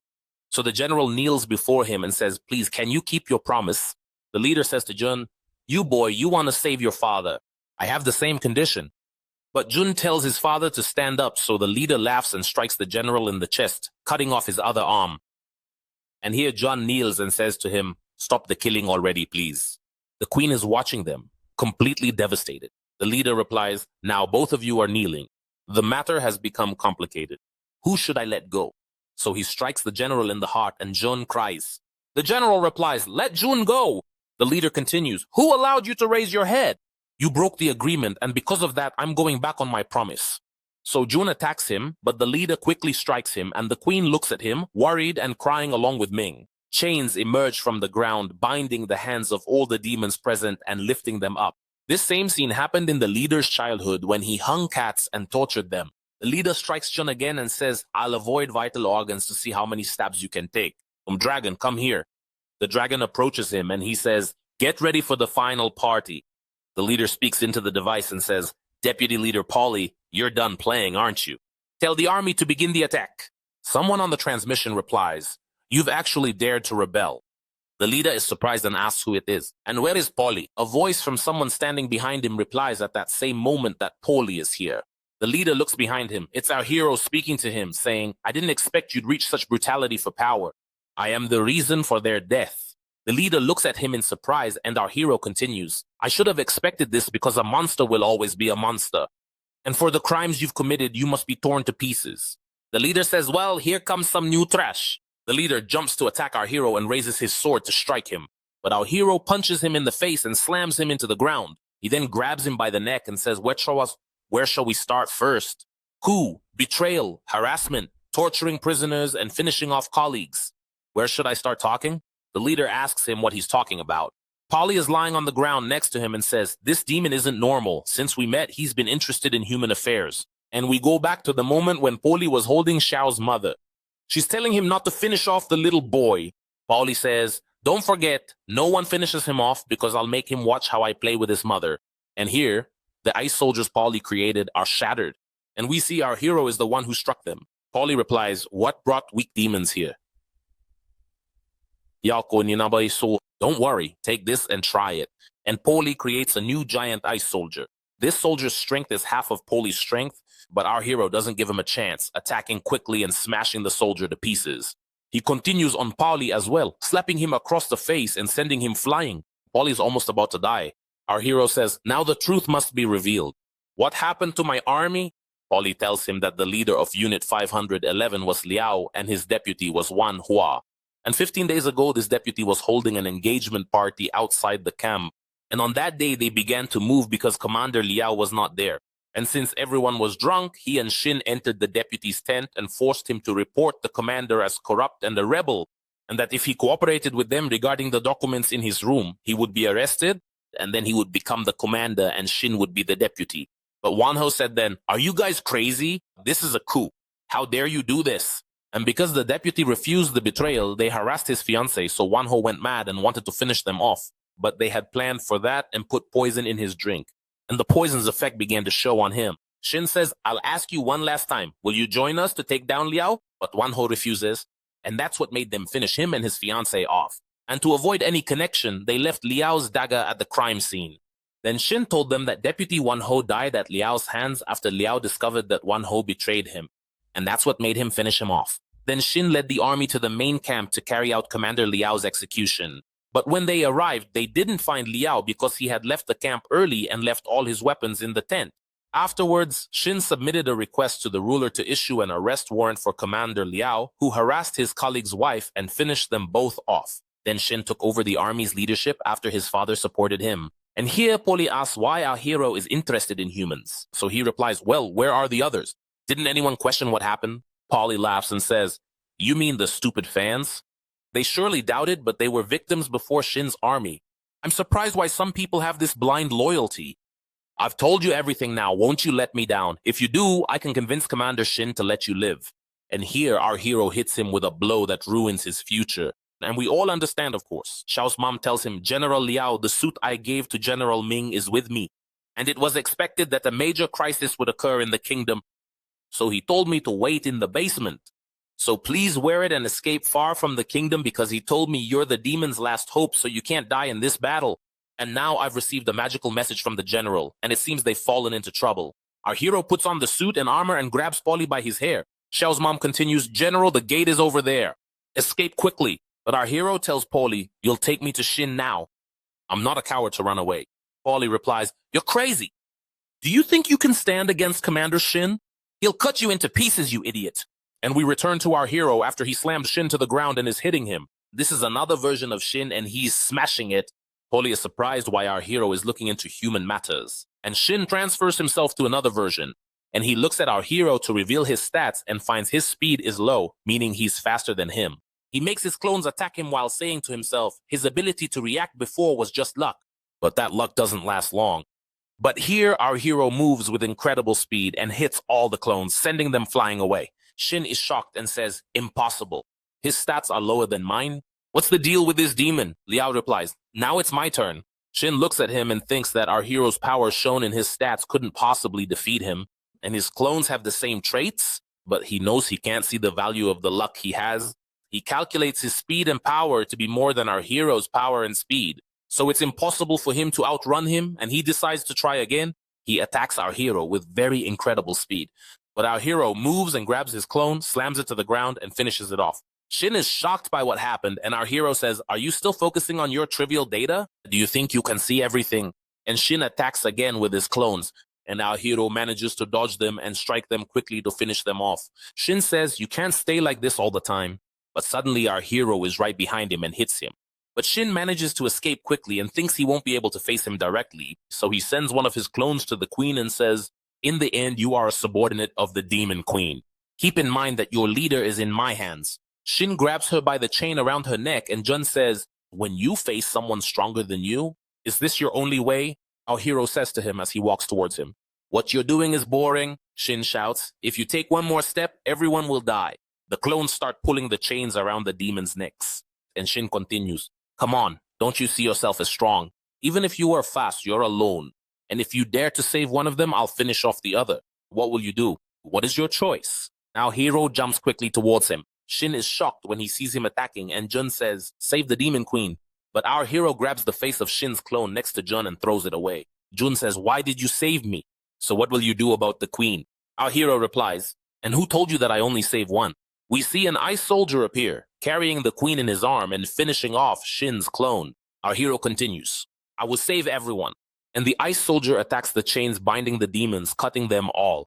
Polly is shocked at how our hero has this skill because it's his skill and how our hero was able to copy it. One of Shin's clones attacks the ice soldier, but he grabs him by the head and slams him to the ground. Our hero says, this soldier is exactly like my strength. Of course, guys, our hero gained the copying skill that allows him to copy the skill of any opponent he has defeated before. Paulie thinks that he was able to get his skill by chance when he was in the demon's cave. Despite its strength, it has two weaknesses, and that's because it consumes a portion of health. And it needs water, and the soldier's appearance is like a warrior from a race he met before. Of course, the soldier's strength depends on the percentage of blood consumed by the one who made the soldier. So that means our hero used all his health to make it with this strength. And here Paulie shouts, Commander, don't attack the soldier, attack the original body. He's using my skills, which means he's at his weakest. So Shin looks at our hero and thinks he needs one hit, and he'll finish him off. So he attacks with one of his clones, quickly towards him. He runs immediately, hits our hero, and says, I won, but our hero doesn't move. And he tells him continue. Shin is shocked and says, what is this? You should have died by now. I'm sure I hit you a while ago. He makes all his clones attack and they start hitting our hero from every side. After a while, our hero, who hasn't moved from his spot, says, well, are you still going to do something else? He feels that something abnormal is happening and activates his eye. So he's shocked when he sees that his health is the same. And he feels that there's something scary about our hero's form. We see our hero stretching his hand forward and a sword of energy forms in his hand. He says, what's up, Shin? Don't you have anything left to do? Shin thinks that in this case, he must escape and hide. And since the sky is full of lightning, it's his lucky day because he can make many clones and hide among them. This way, our hero won't be able to finish them all off. Our hero continues as he says to the ice soldier, those clones over there, you'll take care of them. Polly looks at him and thinks that our hero occupies himself with human problems in a strange way. And even his skills and Commander Shin's skills, he was able to know them well. He even managed to surpass them by far, and he doesn't even look like a demon at all. Our hero says this storm doesn't just have lightning, the water doesn't stop either. And here the ice soldiers begin to emerge from the ground. Our hero continues, all this power of yours is less than mine. So if there were many soldiers like me, what would you do then? A battle begins between the ice soldiers and Shin's clones, and the dragon is standing there watching. So Shin shouts at the dragon, why aren't you fighting? We see our hero dodging the clone in front of him, activating his ability and saying he'll end this battle quickly. Shin is hiding and says to himself, I won't be able to face him directly. I understand the nature of his power. He has a supernatural healing ability, but attacks reduce his health, meaning he's not immortal. The sword, Leo, that I have stores energy and pierces any defense. So if I let its energy reach full capacity, I'll finish him off with one blow. The most important thing is that Leo is linked to my original body, so stall him for a bit and then... But before he finishes, an ice soldier comes from behind and stabs him in the back with a sword. So Shin quickly transfers himself to another clone. And here, Paulie understands that what Commander Shin is doing is moving between his clones, so our hero can't finish him off. And the ice soldiers have a time limit, meaning our hero can't keep making them all the time. He then says, you'll lose to the commander. You won't be able to handle him. Our hero replies while finishing off one of the clones. Who said I want to finish him off? I said before that for his crimes, he deserves to be cut into pieces. Every clone of yours is a part of your soul, and every clone that dies, its pain reaches your original body. Isn't that right? Shin looks at him, wondering how our hero knew this information. Our hero continues, conspiracy, harassment, torturing prisoners, and treason. For these crimes, a normal and quick death won't do. We see Shin in pain with every clone that actually dies. And we see the ice soldiers cutting up the clones along with our hero who says, you must feel the suffering you caused the victims. Paulie looks on in shock and says he doesn't want to finish off the commander. He wants to torture him. And here, Shin decides to use all the energy in the sword and begins to gather it within. This is because he sees that one blow will finish off our hero. The energy gathering is indeed complete, and he raises the sword in the air, saying, "This blow will finish off the entire demon race." And we go back in time to a forest where we see a small dragon running quickly on the trees and then hiding on a tree. And we see a group of human soldiers looking for it because this dragon is of the thunder type. And after the soldiers leave, the dragon looks beside it and finds a boy sitting on the tree eating biscuits. This boy is our hero Liao, so the dragon prepares itself to attack him. But our hero grabs some biscuits in his hand, brings them close to the dragon, and says, "The war started between humans and demons to control the demon crystals, and now everyone is hungry. I wish the war would end quickly." And we return to the moment Shin raised the sword, and the dragon is staring at our hero. Here, our hero raises his hand towards Shin and says, "Leo, return." And before Shin strikes with the sword disassembles from his hand, flies through the air, reaches our hero's hand, and then reforms in his hand. Our hero Liao continues, "Now the sword has returned to its original owner. Thank you for charging the energy with Leo." Shin is shocked by what happened because he had linked the sword to himself. He raises the sword and brings it down to the side, and energy moves around him. And we see the clouds starting to clear from above the city.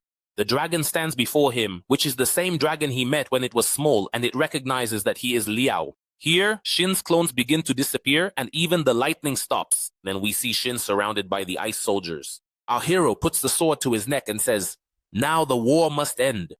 We return to our hero after he and the dragons have grown a bit and become friends. We see our hero pointing to the forest, telling the dragon to go and catch the demon that fell there. But the dragon refuses, and our hero asks him if he thought he'd be like a dog. But he's not a dog, he's his best friend. We return once more to the dragon roaring in pain. And of course, his name is Jita. Our hero tells Shin, "Now there's no more lightning, and your energy will run out. You won't be able to escape." Shin says to himself as he presses a button with his hand, "The dragon's speed is too great. You won't be able to catch him." He then tells the dragon, "Quickly, take me out of here before I blow you up." The dragon screams in pain and cries. So our hero realizes there's a detonator inside Jita, and Shin climbs onto the dragon's head and tells him to fly fast. And Polly calls out to him to take him along, but Shin leaves him and flies off with the dragon, saying, "A bunch of pathetic demons. I won't lose here. In this battle, I've achieved a goal and won demon crystals." On the ground, the demons are sitting, and Ming says General Liao's speed can catch him. John looks at our hero and says something is making him worried. Are we going to let him escape? Liao looks at Jita angrily, and then looks at the ground, then suddenly hears a voice saying, "I believe in you. I don't want you to worry about anything. Remember the game we used to play?" And our hero realizes that's Jita's voice. We see the dragon throwing Shin into the air, opening his mouth and catching him. Jita continues, "Now it's your turn." Our hero readies himself, raising his sword as Jita descends toward him. Shin says, "So you want to die? Then don't blame me for what happens next. I'm going to blow you up." Shin actually presses the detonator button, and the activation begins. And before it reaches 100%, our hero jumps and strikes the bomb on Shin's neck, shattering it, and the dragon lands on the ground. The demons look on in shock, and we see Shin on the ground, split in two and coughing. And our hero approaches him. So Shin says, "Have mercy on me. Why are you doing this?" Our hero stands before him and says, "From the moment you betrayed me, you should have expected this end." Shin replies, "What betrayal? And who did I betray?" Our hero continues as he raises his sword high. "When you meet Wan Ho, don't forget to kneel before him and apologize." Shin is shocked and says to him, "You're Liao." And here our hero begins to cut him down, saying, "The conspiracy for his coup, the harassment, the torture of prisoners, the killing of colleagues, the theft of my weapons, and insulting Jita too." And now the sentence is carried out. Paulie looks at our hero in shock and says, "I was sure this demon was the old leader and didn't flee the battle." And it appears on the screen that our hero was promoted, history changed, and he was able to complete the mission of protecting the demons. We now go to Holina standing before a capsule containing our hero's human body, saying, "This matter must end soon. Your weapon, equipment, and dragon have returned to you. So now only your wife remains." And we now go to the human kingdom, where one of the soldiers is informing Shin's father, named Biao, who is sitting fishing, telling him, "News has arrived from the military front that the 511th Division was completely defeated, and General Shin is dead." Biao asks if there was a body, and the soldier replies that they couldn't retrieve it. Biao continued, "Fine, prepare an empty coffin for the official burial ceremony, and tell the whole world that the city's eldest son died honorably on the battlefield. And come help me because the fish is caught on the hook." The soldier goes to help him, and we see someone standing next to them, trembling and saying, "My brother died in the demon kingdom of Yun. They all must die." This person is Shin's brother, and his name is Ling. In the Kingdom of Wind, someone tells King Dan that the message arrived 3 days ago for the Alliance Conference. Have you decided who will represent us at the conference? The king thinks this conference is an insult to small kingdoms like theirs. But since he's a member of the Alliance, they can't just not participate. He then says our kingdom is barely grade A demons, and they are important to us. And this conference is very dangerous, and every time participants go there, few of them return. The demon in front of him says, "My lord, have you made a decision?" The king replies fearfully, "Give me 2 more days and I'll try." But before he finishes, this demon transforms into a terrifying form and says, "We will help you make the decision." In the kingdom of Yun, we see a woman standing before Queen Liu saying, "This is the message we received for the Alliance Conference. I didn't expect the kingdom to suffer such destruction." But the kingdom of Yan sent a support team. Liu thanks her for the help, and the demoness continues. "I hope Lady Liu recovers quickly. Please inform us of this year's Alliance Conference representative, as it's the biggest event in the entire demon world." Inside the kingdom, we see demons restoring the destroyed houses, and the young boy, Xiao, is helping with the construction using his magical power. After he finishes, he hears one of the workers telling him to rest a bit because General Cao has come to visit him. We see Cao completely wrapped in bandages, saying, "I didn't expect the reconstruction to involve young workers like you." Xiao bows and says, "It's my duty. And thank you for providing the heart for my mother." Cao replies, "That heart actually stopped after the great explosion, but by chance it was suitable for her condition. Anyway, this is a debt I owe because of my failure of a brother. You see, among humans, there are the good and the bad. And likewise, among demons, there are the good, the bad, and the evil. And everyone will get what they deserve." We see Baioli thrown among dogs, begging them for mercy, but the dogs attack him and tear him to pieces. Cao continues, "Only a good person finds a happy ending in their life. That's the principle of our clan. And my brother violated this principle in his life, so his death wasn't something to be sad about." Xiao says, "Oh, Nawa, it's not like that. Your brother used to be terrifying. But when the humans attacked the city, he forgot about his body after coming out of surgery. After the destruction happened, he told me to take my mom in the heart and run. But unfortunately, the criminal human appeared then.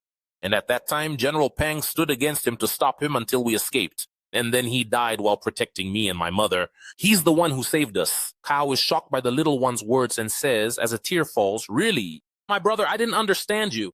You're still the same as when you were young."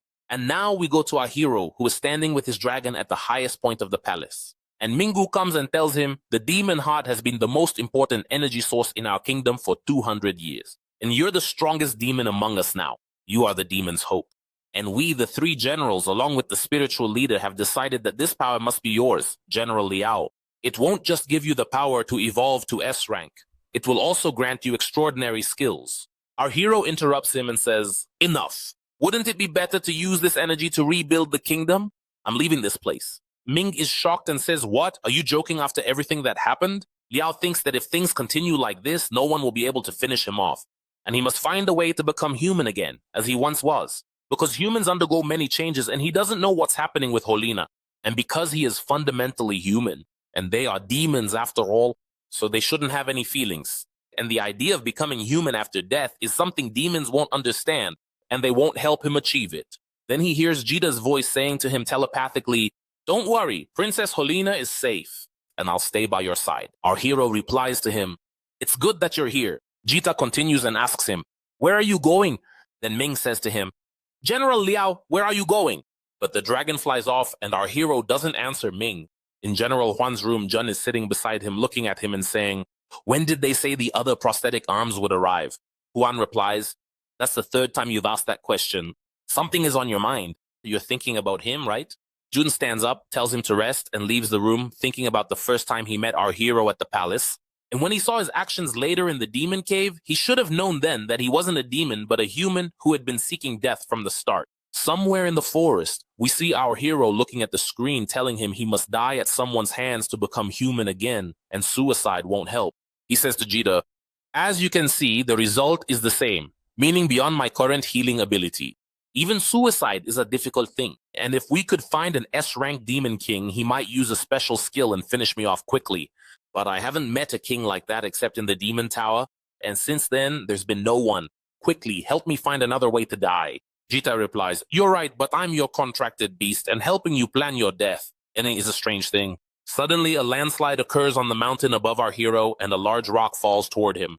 Then the dragon strikes it quickly, shattering it to pieces, and says, "When there's danger, I find myself automatically trying to protect you." Our hero replies to him, "No, that won't do. You must control yourself. Stop protecting me and leave me in dangerous situations." Jita replies, "Fine, I'll try to remember that and that you're seeking death." Then a monster appears and attacks our hero from beside the dragon. But Jita still can't help himself and strikes the monster, finishing it off, and says, "I'm sorry." So our hero replies to him that it's no problem, but next time he must control himself. Night falls and we see our hero roasting a piece of meat. After he finishes eating, he says, "You must eat and recharge your energy, Jita. In the morning, we'll head west and look for the demon tower. Maybe we'll find something. But honestly, the goal isn't clear." Jita replies, "The goal isn't clear? Forget about the towers in the west. I mean, even if you find one, we can't guarantee there are S-rank demon kings inside." Liao asks him what they'll do. Then Jita tells him telepathically that someone is coming as a sword is placed against our hero's neck.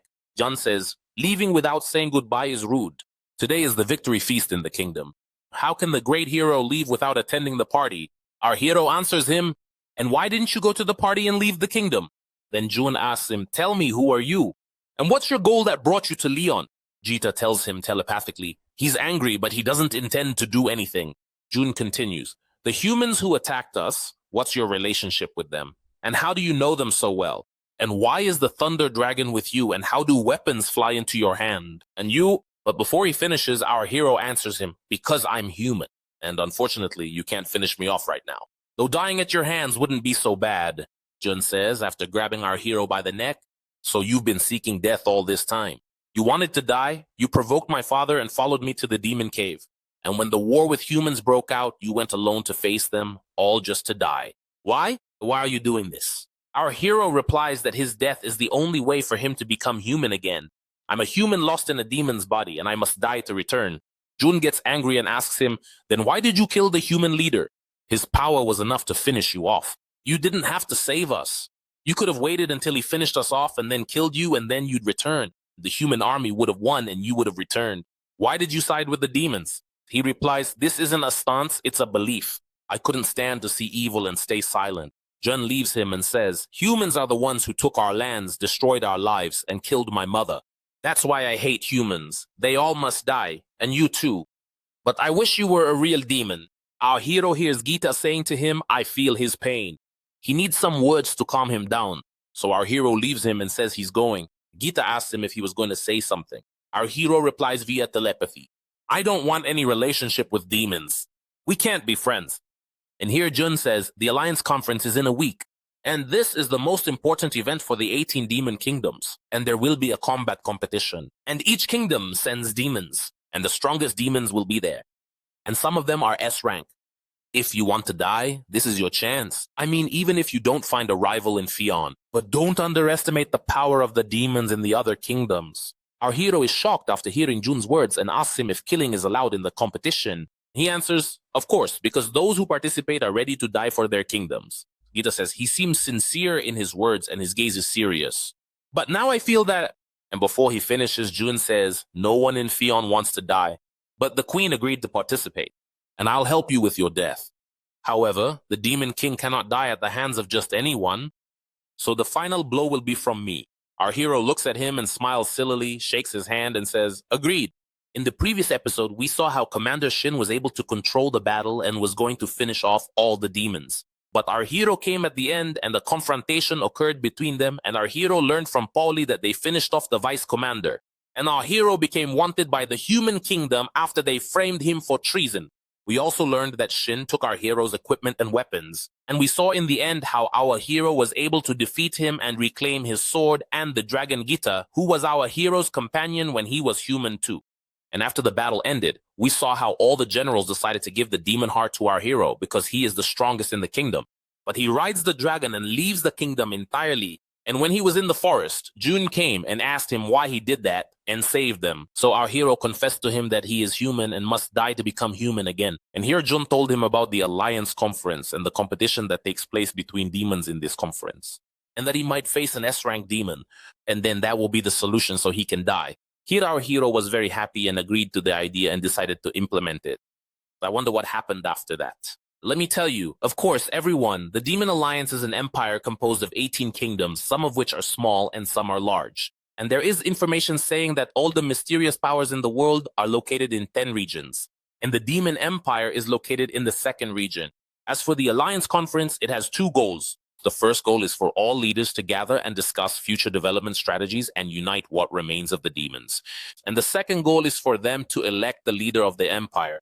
And the election method happens through a fighting tournament held every 3 years.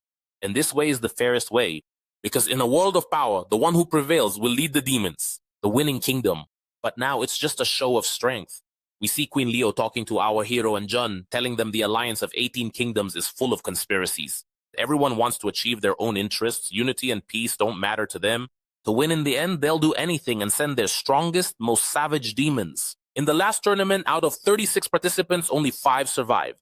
Don't forget that the Fire, Rain, and Thunder Kingdoms, as superpowers, will send S-rank warriors. The warriors my father sent last time never returned.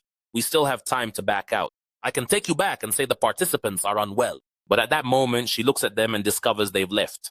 After a while, we see them arriving at the Fire Kingdom. Our hero thinks that in his past life, he couldn't reach this place and see it. He thought it was a desert. But the city is huge, full of towers, and it's called the White Capital. After they land, the queen says, "It's been a long time since I was here. The city has changed so much. We'll find a hotel to stay in, and then there's a banquet tonight." Of course, our hero and Jun were walking behind her. But when she looks back, she discovers they've disappeared too. We see our hero standing in front of a fruit cellar, surprised by its appearance. Jun stands there looking at him, thinking to himself that he'll finish him off in the end. But our hero thinks that the green fruit with black stripes was something he only saw in books. It's considered a fruit of legends. The merchant asks if this was his first time seeing such a luxurious fruit. He opens one for them and says, "This is called a watermelon. Want to try it? It's a demonic crop and restores energy instantly." Jun looks at a nearby shop and says, "What rank are these weapons? There are so many of them in the shops here. But in our Cloud Kingdom, weapons like these are kept in secret warehouses." The shop owner approaches him and says, "You're from the Cloud Kingdom, aren't you? You can't compare it to our Great Kingdom with its power, resources, economy, and size, because the Fire Kingdom has everything. Are you here to watch the tournament?" Jun replies that he's actually participating in the tournament. A girl stands there looking at the weapons and says, "Your body is weak, and you haven't evolved yet. It seems the Cloud Kingdom lacks talent." We learn that this girl is the warrior Lin from the Rain Kingdom. She tells the shop owner, "Please wrap these S-rank items and send them all to the Shambhala Hotel." The shop owner laughs and says, "Are all the Cloud Kingdom people like this?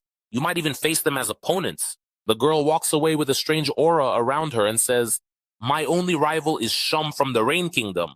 Jun looks at her, seeing the magical power emanating from her, wondering if she's S-rank. Our hero Jun and the queen reunite. Jun says that everyone here is proud of their kingdom. Leo replies, "That's natural, especially since the competition is near. Who would treat their opponents kindly?" The situation is completely different from before. When the alliance was first formed, the power levels were similar. That's what created a system of balance. But now, only the Yan, Yo, and Lei kingdoms have power and influence in these past years, and that's because they were winning. And the strong always get stronger. That's the law of nature. In this tournament, the one who wins the final gets the advancement stone, and that's the fastest way to evolve a demon to S rank. At the same time, the leader of the winning kingdom will be the commander of the armies in all kingdoms, and he will be the owner of the key to the end. Or let's say that the winning kingdom will have the largest number of S-level warriors. They will also be able to buy all the forces and have the mining rights in that place. Our hero is shocked when he hears about the place. So we see them arriving at the tallest tower in the kingdom.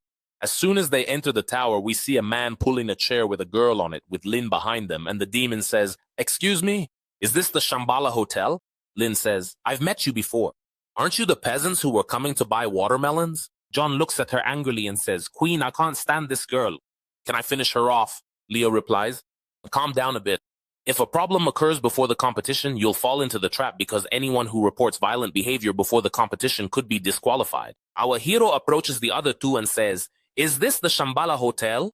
Are you here to attend the alliance meeting?" The demon replies, "Yes, we are from the Kingdom of Mist." Our hero continues, "If we meet on the battlefield, I want you not to hesitate and attack me without mercy."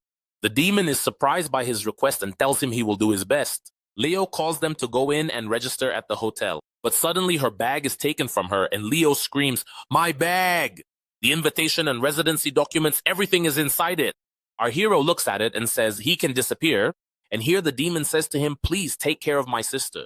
He closes his eyes, sparks come out of them, and he can feel everything around him. He sees the footsteps of the fleeing demon, so he releases a piece of ice from his hand and throws it at him, and he manages to freeze him in place. The thief is shocked at how he was seen. As soon as he looks ahead, he finds John standing there, grabbing him and saying in a terrifying way, isn't it fair that we punish evil? The thief replies, honestly, I'm a contestant from the fallen country. I'll give you back your stuff, but please don't hand me over to the guards. Our hero says to the girl, your brother is very clever.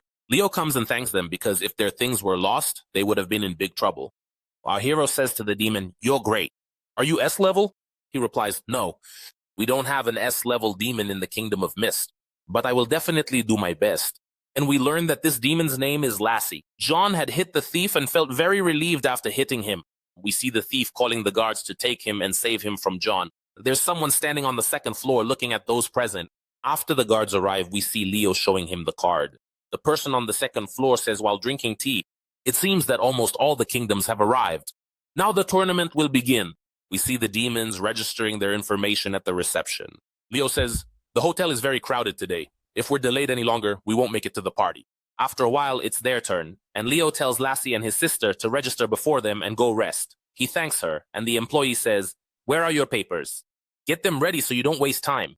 Lassie takes out his card, and the employee tells him she wants the invitation because his card doesn't work here. They hear someone's voice saying, look, he's here. I only ever see him on the news, says the man sitting and drinking tea on the second floor. He always has to show up with all this commotion. And we learn that the person who arrived is Lee from the Thunder Kingdom, and he's considered the strongest star in the entire empire. His companion enters and starts pushing people aside, and finally stands in front of Lassie, looks at him coldly and shoves him aside. His sister screams, but our hero pats her shoulder to quiet her, and Lee reaches the clerk, who says, sir, your mother needs help. You can use a passage without having to wait. Lee says, take my mother upstairs, then register the team's stay. Here, our hero pushes him, grabs Lassie's sister's chair, and says, even celebrities must wait their turn. We're registering first. The clerk is terrified by what our hero did, and the one sitting above says, looks like the excitement is starting. He's not just the Empire's star. He also has another title, which is the best of the demon race. Lee stands up again, looks at our hero and says, excuse me, brother, did you just push me? You have the nerve to push me. But our hero ignores him and asks the clerk, is there a problem with the paperwork or something? Then Lee puts his hand on our hero's shoulder and says, didn't you hear me? Lee starts to grip our hero's shoulder tightly, so Jun tells him to let go. So Lee smiles and activates his energy. But our hero doesn't move, and everyone else shields themselves from his power. Jun is shocked by this strange power and says to Lee while laughing, I like your nerve. You deserve respect. Now let's duel. Then a hotel manager arrives and says, Mr. Lee, if you duel before the tournament, it'll cancel your participation. You're VIP guests. You can pass through the private corridor. You know you have the luxury suites in the hotel? So there's no need to stay in the crowd with these people. And you know that small kingdoms stay in ordinary suites. Lee replies, fine, anyway, we'll meet in the arena. I'm waiting for you. After Lee and his group leave, Jun approaches the clerk and asks how long they'll have to wait. But before the clerk can answer, the hotel manager says, let's deal with this. As for you, little participant, this girl has no right to stay here. Lassie shouts, what? The invitation allows for a companion. The manager replies, a companion? Is she your relative? The thing is, we don't accept documents from the Mist Kingdom here. And rooms are limited. And of course, priority goes to the participants. Even the Cloud Kingdom only has 2 participants. We'll give them a double room. Our hero feels there's discrimination against them because they're from small kingdoms. Jun approaches him, grabs his shirt and says, we're here to participate, so you must treat us with respect. Why aren't you respecting us? The manager replies, respect you? Who even are you? Don't think so highly of yourselves. Are you threatening me or what? Aren't you afraid of being kicked out of the competition because of me? Go on, you savage peasants. Can you even win, or are you just here for the free food? And look at these kids. Can they even fight? This might be the first time they've seen a tower like this. Just seeing our civilization is a blessing for them. Jun lets go of him and says, you're exploiting the ban on violence to provoke us. Is this the morality of the Great Fire Kingdom? The manager continues, all demons are backward because of people like you. Cloud Kingdom or Mist Kingdom, you should be expelled from the Empire. Jun grabs him by the face and lifts him up, but suddenly energy swirls around him. takes him from Jun's hand, and he goes to Leo's hand, who grabs him, throws him to the ground, and says, "I'm not a participant, but I am the demon lord of the Cloud Kingdom and the legitimate heir to Yun, the first commander of the Empire. You know, what you just said gives me the legal right to finish you off." The manager replies, flustered, "We are in the Fire Kingdom, and if you finish me off..." Leo interrupts him, saying, "At the first demon gathering, they all swore to the unity of the 18 kingdoms. And whoever dares to disrupt this unity, the heir of my clan has the right to execute them." And this conference was a symbol of demon unity, and it seems everyone forgot this story. We see her flying in the air, eyes glowing, so the manager kneels and says, "Please forgive me, don't finish me off, I was wrong." Then, the one who was drinking tea upstairs arrives. He's the head of the Shambhala group named C, and says, "A very nice show before the tournament." The manager looks at him crying and says, "Master C, please save me." C looks at them and says, "I apologize for the poor reception." Leo replies, "You're the manager.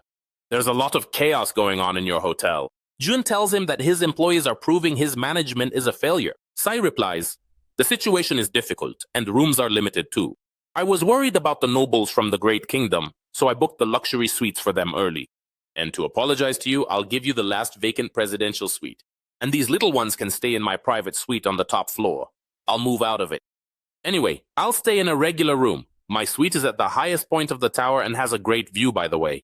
And the problem that happened earlier was due to my negligence. I hope you accept my apology and don't forget the party starts in a bit.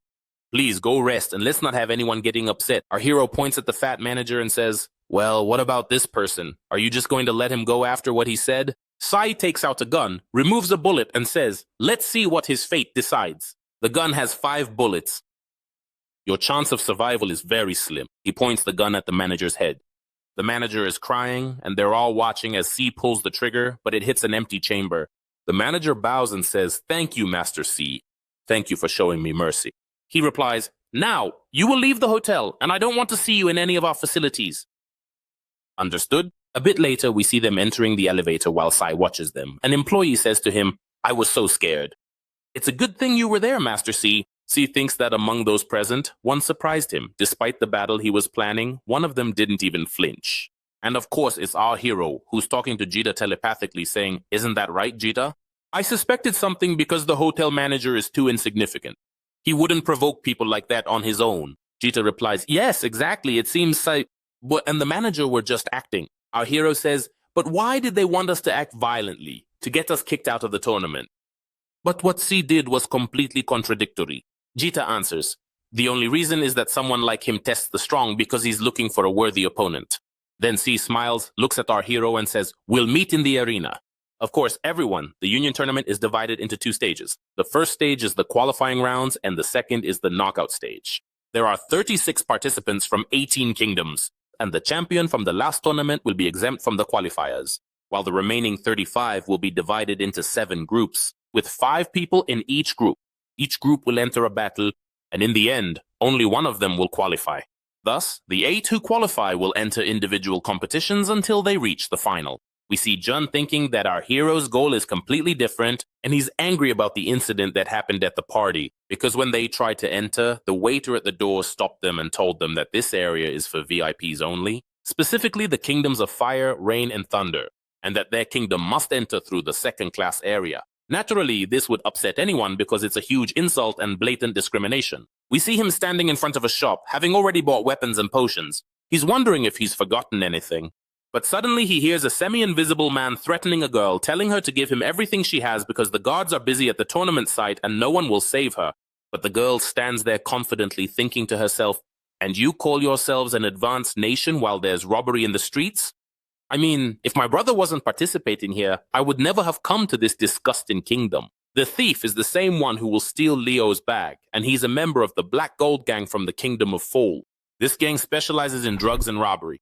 He continues threatening the girl, telling her not to scream and to quickly hand over her money and valuables. The girl realizes that this thief can turn invisible, and that there might be someone else working with him, so she decides to finish him off to draw out the rest of the gang. But then she sees John and gets very happy. John notices her and says, "Shio." Shio calls out to him saying, "Save me, John." The thief tells her, "Don't shout. Do you want to die or something? I warned you, now watch what I'll do to you." But at that moment, John leaps into the air, attacks the thief, punches him in the face, and says, "Is it you again? Wasn't what I did to you last time enough?" Shio is about to fall. So John catches her and asks, "What are you doing here all alone?" Of course, Shio is thrilled to have met the handsome John. We learn that Shio is from the Ice Kingdom, and she is the sorceress of the magic cloud. The rest of the gang is watching them, and one of them says, "Someone is helping her. Let's attack them together." The one on the roof replies, "Attack them. This woman clearly has a lot of money. This is an opportunity we can't afford to miss." What's this? What's happening? Why is my leg frozen like this? Who is using the power of the magic cloud? Naturally, Shio has activated her ability and thinks to herself, "Oh, you animals! You want to ruin my meeting with John?" John asks her, "Are you okay? Did this person hurt you?" Shio replies, "He was going to hurt me, but I'm lucky you came. It was so terrifying." John continues, "Wasn't this criminal in prison? How did he manage to escape?" She replies to him, "Forget about him. Let's take a walk together. I have so many things I want to tell you. And I know a sweet shop nearby, by the way." Then we see the thief frozen on the ground. In another place, we see Lassie and his sister, and he tells her, "I'm sorry, sister. I'm useless." She replies to him, "What are you saying?" "The potions are so expensive." "But I'm sure we'll find a solution." Lassie continues, "I must win first place to get the prize, and the money will cover the cost of the surgery you need." His sister tells him that the money the people of the kingdom collected should be used to buy armor and defensive potions, and that he shouldn't be reckless because his safety is much more important than winning. Lassie replies that he will buy offensive potions and weapons. We go to our hero, who is holding his sword while lying on the bed. He asks Gita, "Did you notice anything?" Gita replies, "The champion of the last competition hasn't appeared yet. And the Kingdom of Rain has 2 powerful warriors. The hotel manager is dangerous too, and also the star of the Kingdom of Thunder. But you won't face them unless you qualify in the tournament." Liao says to him, "This is so exhausting. Who will be able to finish me off?" Wait a second. I just had an idea. Why are we even looking for them? Gita asks him what he's planning. Time passes and everyone begins preparing themselves for the tournament. On the first day of the tournament, the broadcast is shown in every kingdom so all the demons can watch. But no one knew that something was about to happen that would change the fate of all demons, or rather, the fate of the entire world. We see the demon leader, Si Ming, sitting and watching the tournament, and the announcer says, "Now, the first group of the qualifiers will begin." We see a group of demons entering the arena, and the participants in this group are from the kingdoms of Ash, Glory, Frost, and Fire, and the Cloud Kingdom as well. The announcer calls out the warriors' names, focusing most on a warrior from the Fire Kingdom named Xuan, who is considered the greatest defender. And the demon leader says, "This first round is to showcase the strength of the kingdom hosting the tournament."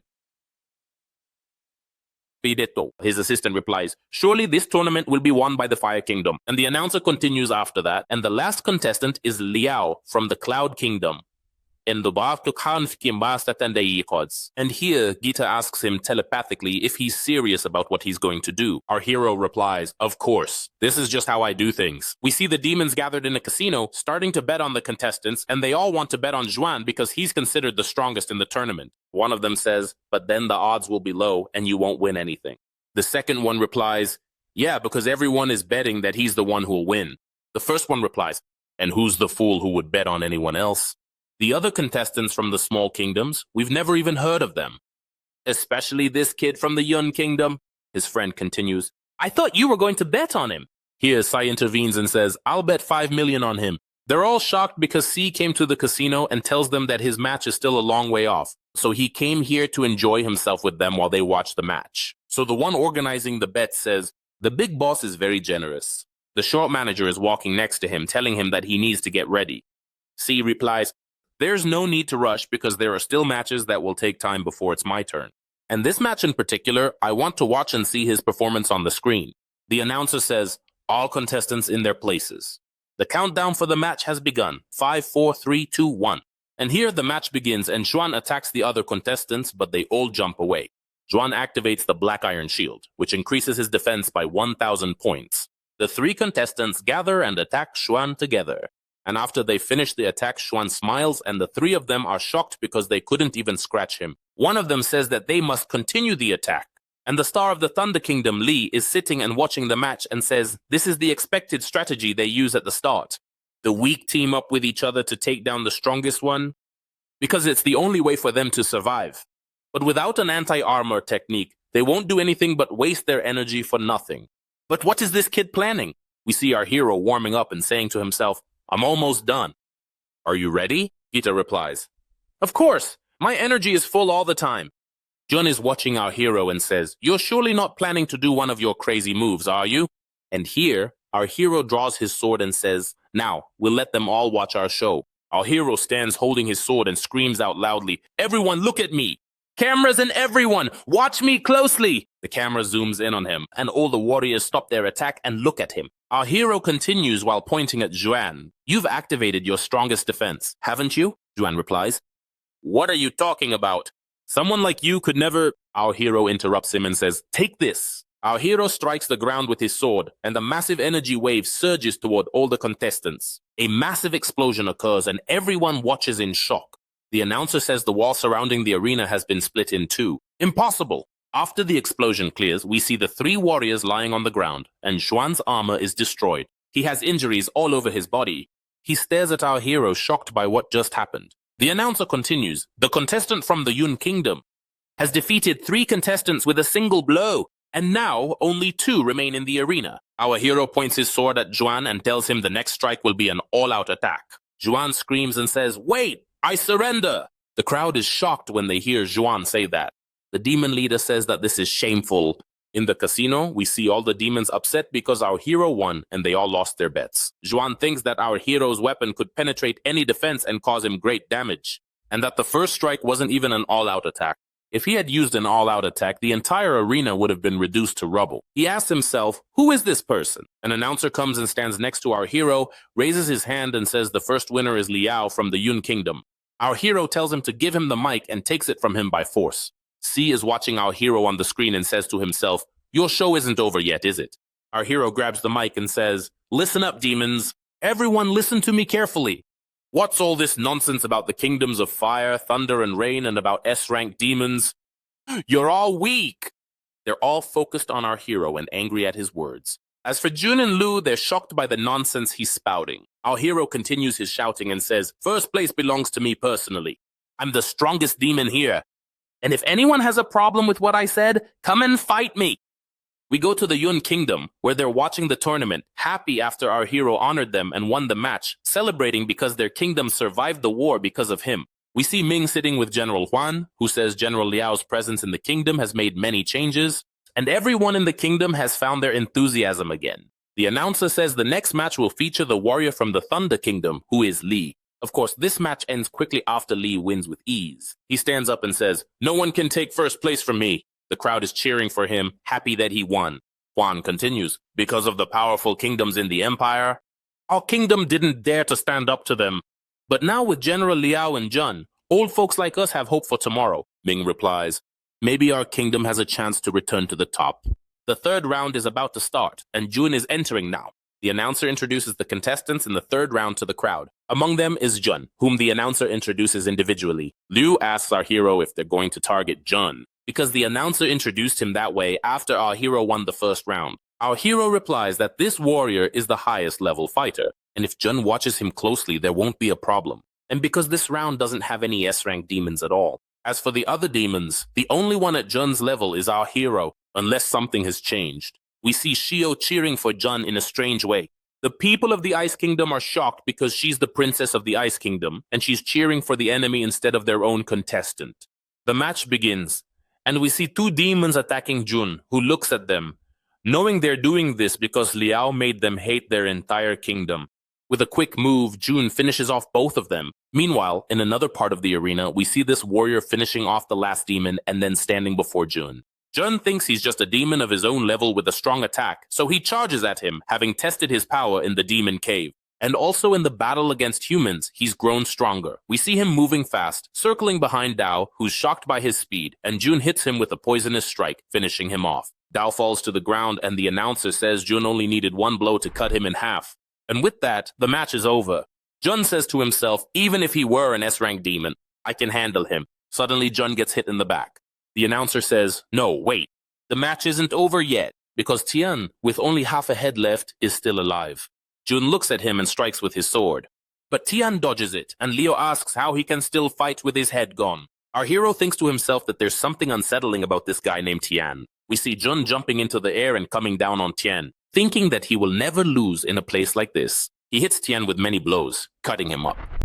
But things come out of Tian's body, restoring it to how it was. Jun is shocked because he has an incredible healing speed. Tian then activates a skill and Jun says, "Is this my skill?" Tian attacks Jun and strikes him quickly, so Jun falls to the ground, feeling that he sustained many injuries. He wonders how Tian's attack power is increasing. Then our hero screams, "This guy is suspicious. There's a strange and evil aura around him. You can't go on like this. Give up, Jun." Jun stands up and looks at Tian, who now looks very strange, and says, "Do you think I entered this battle to give up? The feeling of helplessness I felt that day? I never want to experience it again. I won't let anyone hurt my father or my people. And the future of the Yun Kingdom will be protected by me alone. And that's why I must become stronger. And I must secure first place. And I must win the advancement stone to become an S-rank demon. And even if death is the price for all this, I don't want to lose again to anyone." We see Jun activating an ability while Tian points his sword at him and attacks. Jun uses the demonic dragon ability and strikes Tian with it, releasing a massive energy that causes a huge explosion. The announcer says, "You people from the Yun Kingdom, it seems you enjoy blowing up the battlefield, don't you? But it seems the attack worked because the opponent at this moment, Tian, has only half his body left. And that means the winner of this match is..." Wait. It seems the situation has changed. Something like roots comes out of Tian's body. His body begins to reshape itself all over again. Jun and our hero look at him in shock. And Tian is completely healed. We see him activating the same ability as Jun and striking him with it. His father, the girl Shu, and Queen Leo are all crying. And the announcer declares that the winner of this match is Tian. We see them later next to Jun in the arena, and Shu asks him what happened or if he'll be okay. Our hero replies, he's lucky because at the last moment he used his instinct to avoid the greater damage. He's currently injured and unconscious. Quickly take him to the clinic. The Queen and Shu carry him and take him to the clinic. Our hero looks at Tian and sees that his situation is very suspicious. The announcer congratulates Tian for winning the match, and he approaches someone from the Feng Kingdom and says, "Well done, you've managed to secure a spot in the finals." We see the king's eyes looking strange. Going back a few days to the Feng Kingdom, we find the king and Tian sitting on the ground without their heads. We see a strange-looking insect entering their bodies, interacting with them, and creating a new mind for them. The king looks at a person in front of him who says while laughing, "You'll help me complete the mission, right?" And we return to the present in the kingdom of Tian. We see the king and Tian standing before the same person sitting on the throne, and he tells him, "We succeeded in the first round." The person laughs and says to him, "Excellent. Very good. First place will be ours, the evil clan." At the same time in the tournament, they start the fourth round. Lin from the Rain Kingdom participates and wins it. In the fifth round, Si from the Fire Kingdom participates and also wins. And until this moment, the demons don't know that a great danger is approaching them. The announcer continues presenting the sixth round and introduces the contestants. Yasmin from the Kingdom of Li. Star Li is surprised because it's the first time he's heard of her. Here our hero is shocked when he sees her and remembers when he was young, 6 years old. Carrying a sword, he says, "No one come near me." There's a little girl with armed men, and she tells him, "Don't be afraid, we're not bad people." A bit later, we see them sitting together, and she says to him, "You don't remember anything at all?" Liao replies, "I don't know what brought me here, and I don't remember where I live. All I remember is that my name is Liao. So what about you? What are you doing in a war-torn area? And what's your name?" The girl replies, "Honestly, I just came for a walk, and my name is Yasmin." One of the guards approaches and says to her, "Princess Helena, we must return now because your mother might have returned from the capital." Yasmin gestures for him to be quiet and says, "Didn't we agree to go out secretly?" After our hero and Yasmin grew up and turned 12, we see them coming to a party in secret. Yasmin tells him to be careful so no one catches them. Our hero helps her climb over the wall, and the days pass after that. Once she tells him, "Don't forget, when we're out, we must use different names."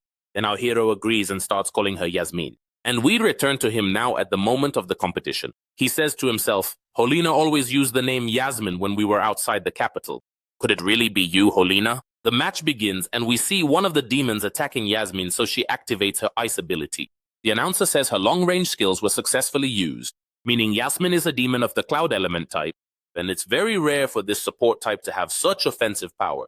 Our hero says, shocked, "Could they be the same skills? Wait a minute, this isn't just the cloud element. Could it be?" Before he finishes, we see Yasmin activate another ability. A magic staff appears, she strikes the ground, and a flower with arms forms, moving toward the demons to finish them off. The announcer then says, "Congratulations to Yasmin from the Kingdom of Lee for qualifying for the finals." Our hero thinks that Yasmin's skills are exactly the same as Holina's. He's surprised by such a coincidence in the world. He says to himself, "But if this is really Holina, why did she turn into a demon?" Yasmin leaves the arena. Our hero quickly gets up and runs after her to catch up. He reaches the gate, calls her name, stands before the door and thinks, "Could she have ended up inside a demon's body like me?" But no, that's not right, because I didn't gain any human abilities. And above all, if it's really her, how did she get here? Gita replies to him, "She looks like Princess Holina, but I can't detect any trace of the princess in her." We see Yasmin hiding behind the wall. Our hero turns around and leaves the place. Yasmin says to herself, "Liao, I couldn't reveal myself to you now because I must first finish something I have to do. Back then, the evil clan infiltrated the tournament and managed to take first place. Then they used the Doomsday Key to seize control over all the demons.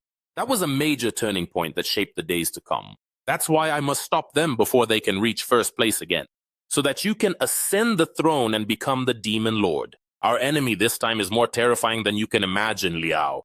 If what I'm doing is discovered, it'll trigger massive changes beyond our control. So, Liao, just wait a bit longer, and I'll tell you everything very soon." Of course, everyone, the world has changed since our hero returned to life. And because he returned to life in a demonic form, great chaos ensued. The location of his human body was unknown. And of course, Shin was able to control the human army and attack the kingdom of Yun, which is what made our hero side with them and save them. And so the butterfly effect began, and soon it will affect the entire world. We see our hero thinking that he can't know what wars will break out between humans ahead. So the dragon asks him what he'll do if the conference fails. Our hero Liao replies, "In that case, we'll only have one choice left to make." A bit later, we see our hero with Leo, who says they're looking at the tournament qualifiers. Now 6 rounds of qualifying matches have finished, including Sho, who was exempt from the qualifiers. And now only one spot remains for the final qualifier. We now head to the final qualifying match. The announcer says 2 contestants are left, one of whom is Lassie, and the other is a leader in the Kingdom of Fall. The leader of the Black Gold group, an S rank named Lao. He then says, "So you're the one who attacked my men a few days ago." The crowd is cheering for Lao to finish Lassie off. Lao continues, "I saved you for last to have some fun and show you what it means to mess with the Black Gold group." Leo says while watching the battle, "Le se enchi de itendeti," regardless of the S ranks in the 3 great kingdoms. He's the favorite for this tournament. Our hero asks, "Do you think Lassie has no chance of winning this match?" Leo replies, "It's true he helped us before, but he's not in good shape. So in the end, he won't be able to win." Leo says, "In terms of rank and power, we can't compare him to the others. And even regarding lineage, he's not from a great kingdom like them. Everyone thinks he'll lose, and they want him to lose quickly and leave the arena, but there's only one person who wants him to win. Of course, everyone, you know that person is his sister, and we see Lassie readying his weapon, telling himself he must win first place to save his sister. Lao says, "Come on, I'm not afraid of you."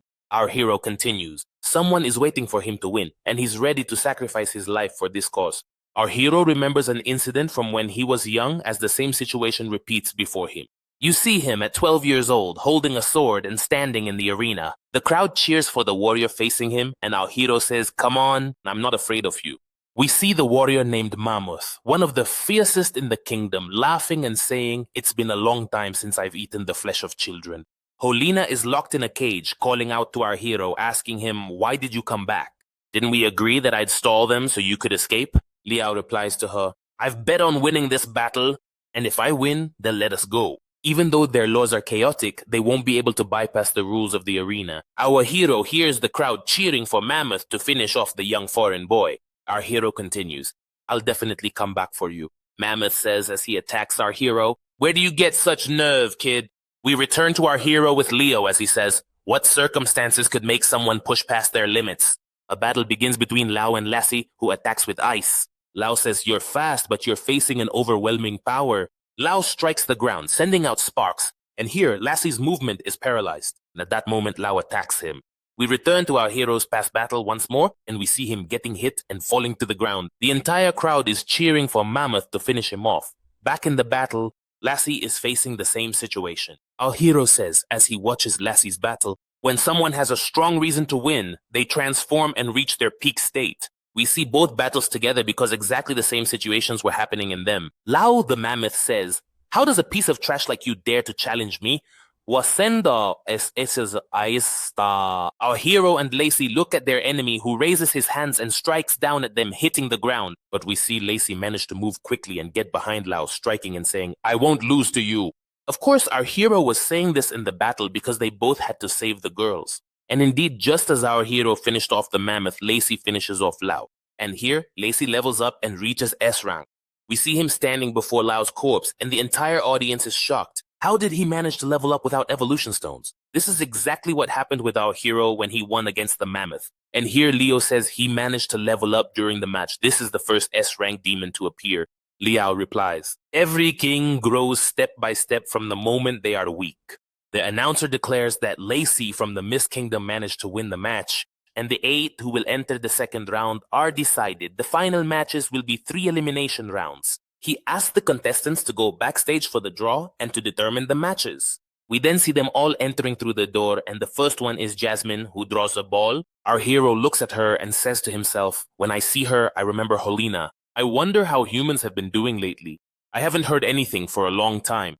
The dragon replies to him, "She really looks like the princess."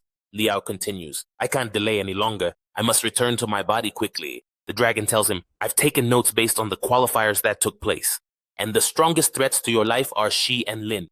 As for Shou, I don't know his power yet, but it won't be weak.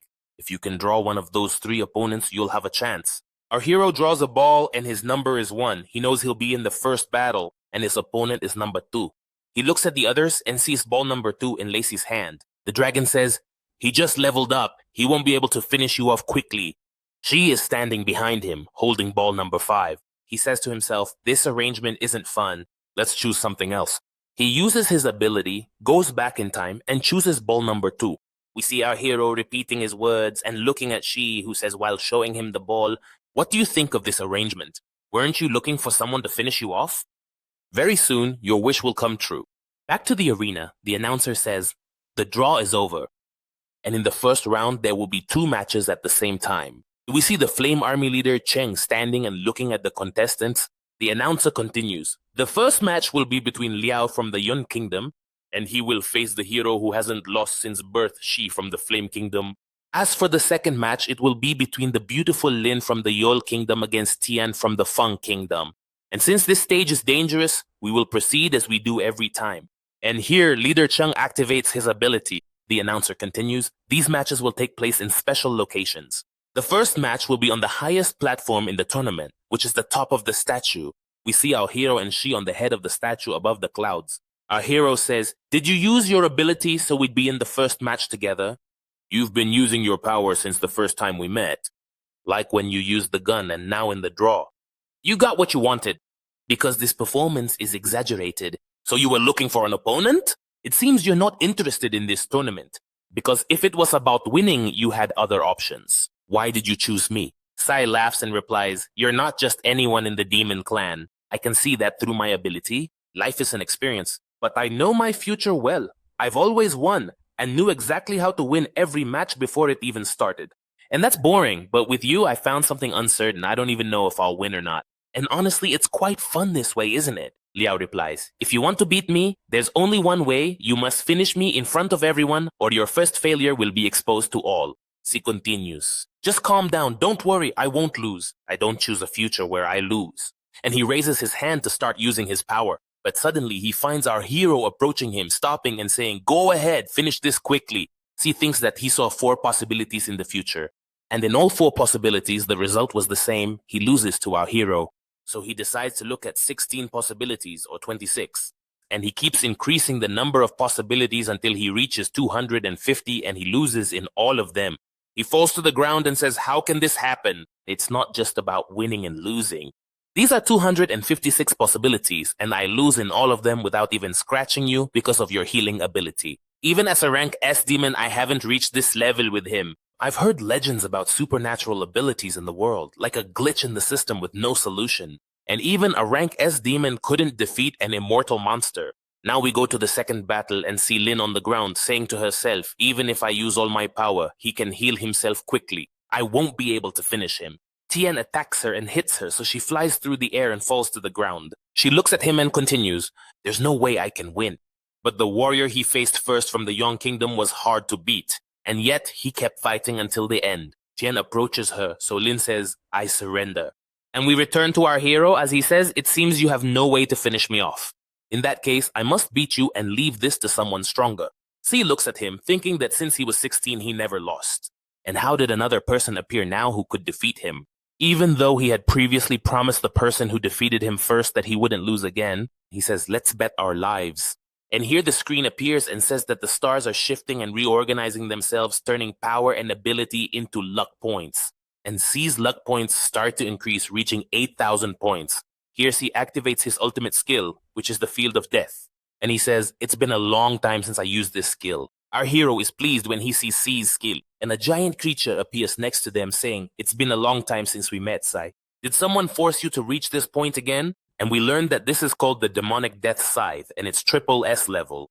A roulette wheel appears next to them, and the scythe says, "Are you ready to risk your life in this gambling game?" Our hero looks at him happily and says to him, "It's been a long time since I entered a space like this.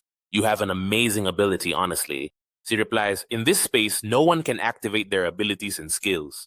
And if you lose the gamble, the death scythe will finish you off." Our hero says to him, "You turned out to be a man full of surprises." She continues, "Your story ends here." And here the death scythe says, "You have 38 numbers and 2 colors to choose from. I'll throw the ball and spin the roulette, and whoever guesses which color the ball lands on wins. And whoever wins will leave here in peace. But whoever loses, their head will fly." C says he wants the color black because that's his lucky color. So the scythe tells our hero that red is left for him. So our hero agrees and tells him to start. But here C raises his hand and says, "I'll add something. I'll use the domain authority and trade 36 years of my life for 18 numbers. The scythe laughs and says to him, "Oh, you cheater, all right, I'll let you cheat." Our hero is surprised by what they're doing. The scythe continues, "This way you'll have 37 numbers and he'll have 1 number left."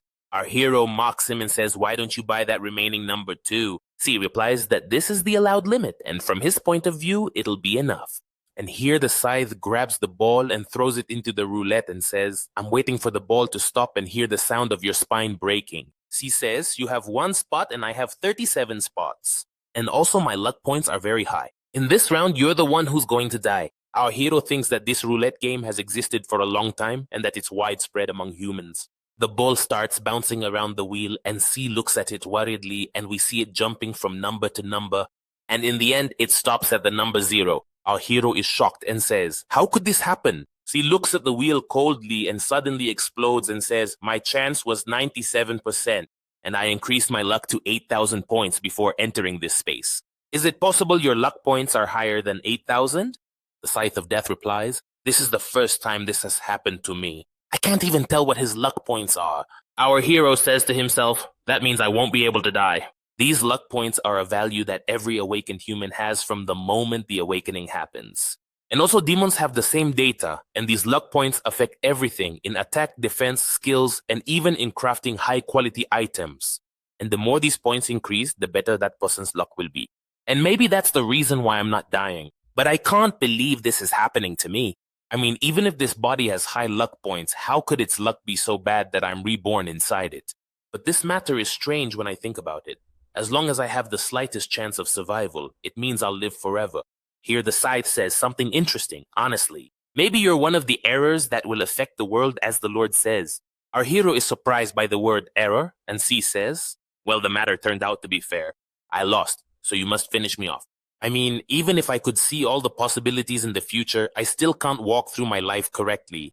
I've had a casino for more than 10 years and I was winning in this world all the time. But as soon as I lost twice, everything ends for life, and this is my destiny. It seems I won't be able to keep my promise after all." The Scythe of Death replies to him, "Fate and destiny, nothing can shake them. So prepare for the execution of the sentence." He stands and opens his hands in front of the Scythe.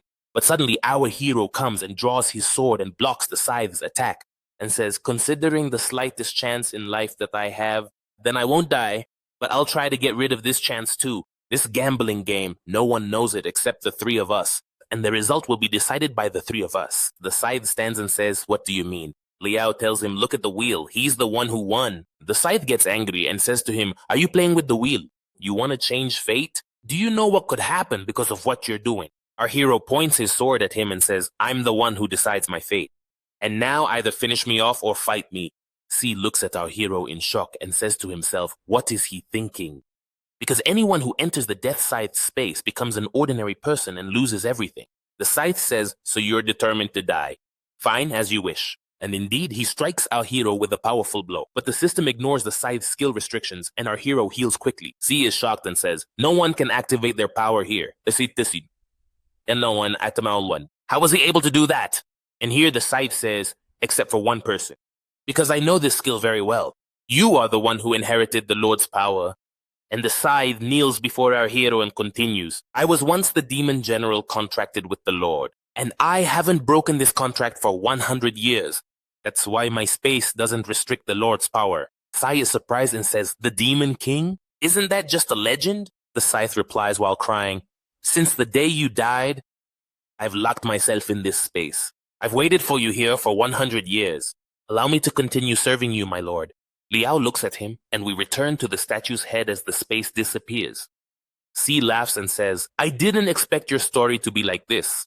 Anyway, since you've taken the death scythe, there's nothing I can use to resist you. I surrender. They return to the battlefield, and C continues as he walks past our hero. I've started to wonder what your full power will look like. And here the announcer says, the first match is over, and Lord Sai has surrendered. The people are surprised. How did this confrontation end just because they stood facing each other for a bit?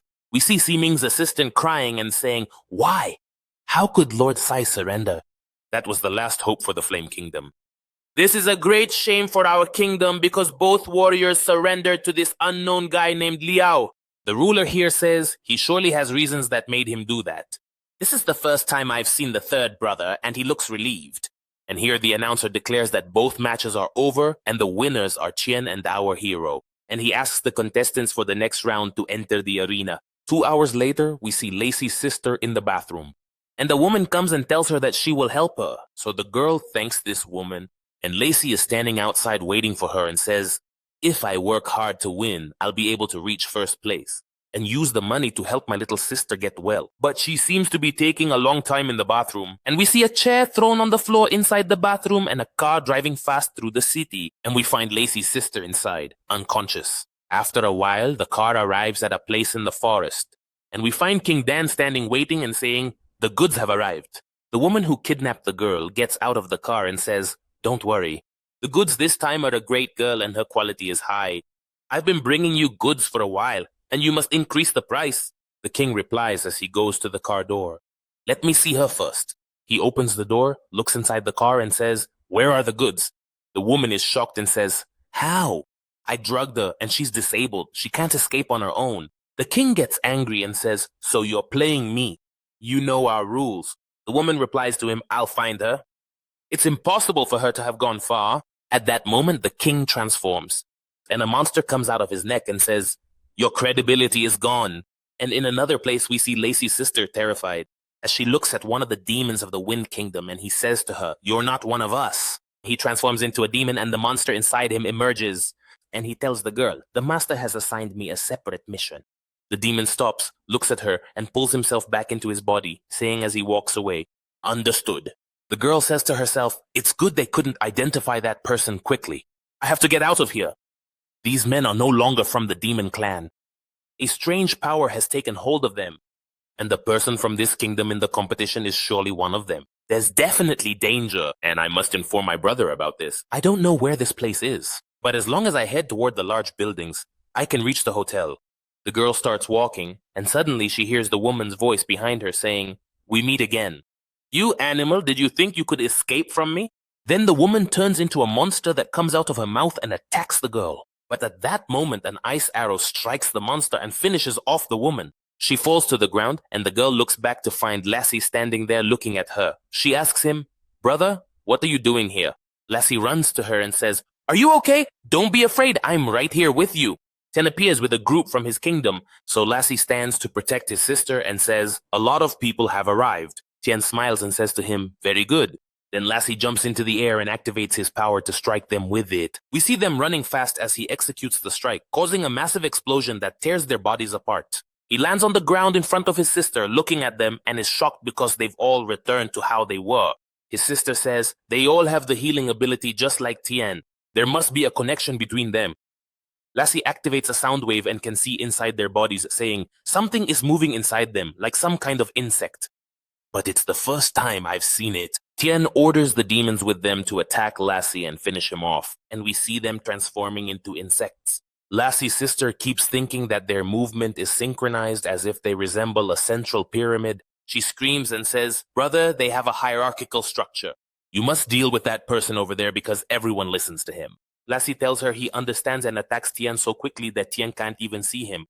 Lassie appears above him and executes the bone-crushing star explosion, which causes the opponent to freeze from the inside out. Indeed, we see Tien frozen, the ground around him frozen, and the rest of the demons standing motionless. His sister says, just as I expected, it's the relationship between a mother insect and her offspring. The insect inside Tien is the mother, and the others follow her orders. And since we've dealt with the mother insect, the rest won't be able to do anything. Lassie says, this is the first time I've used a level S skill. And as usual, my sister is always brilliant.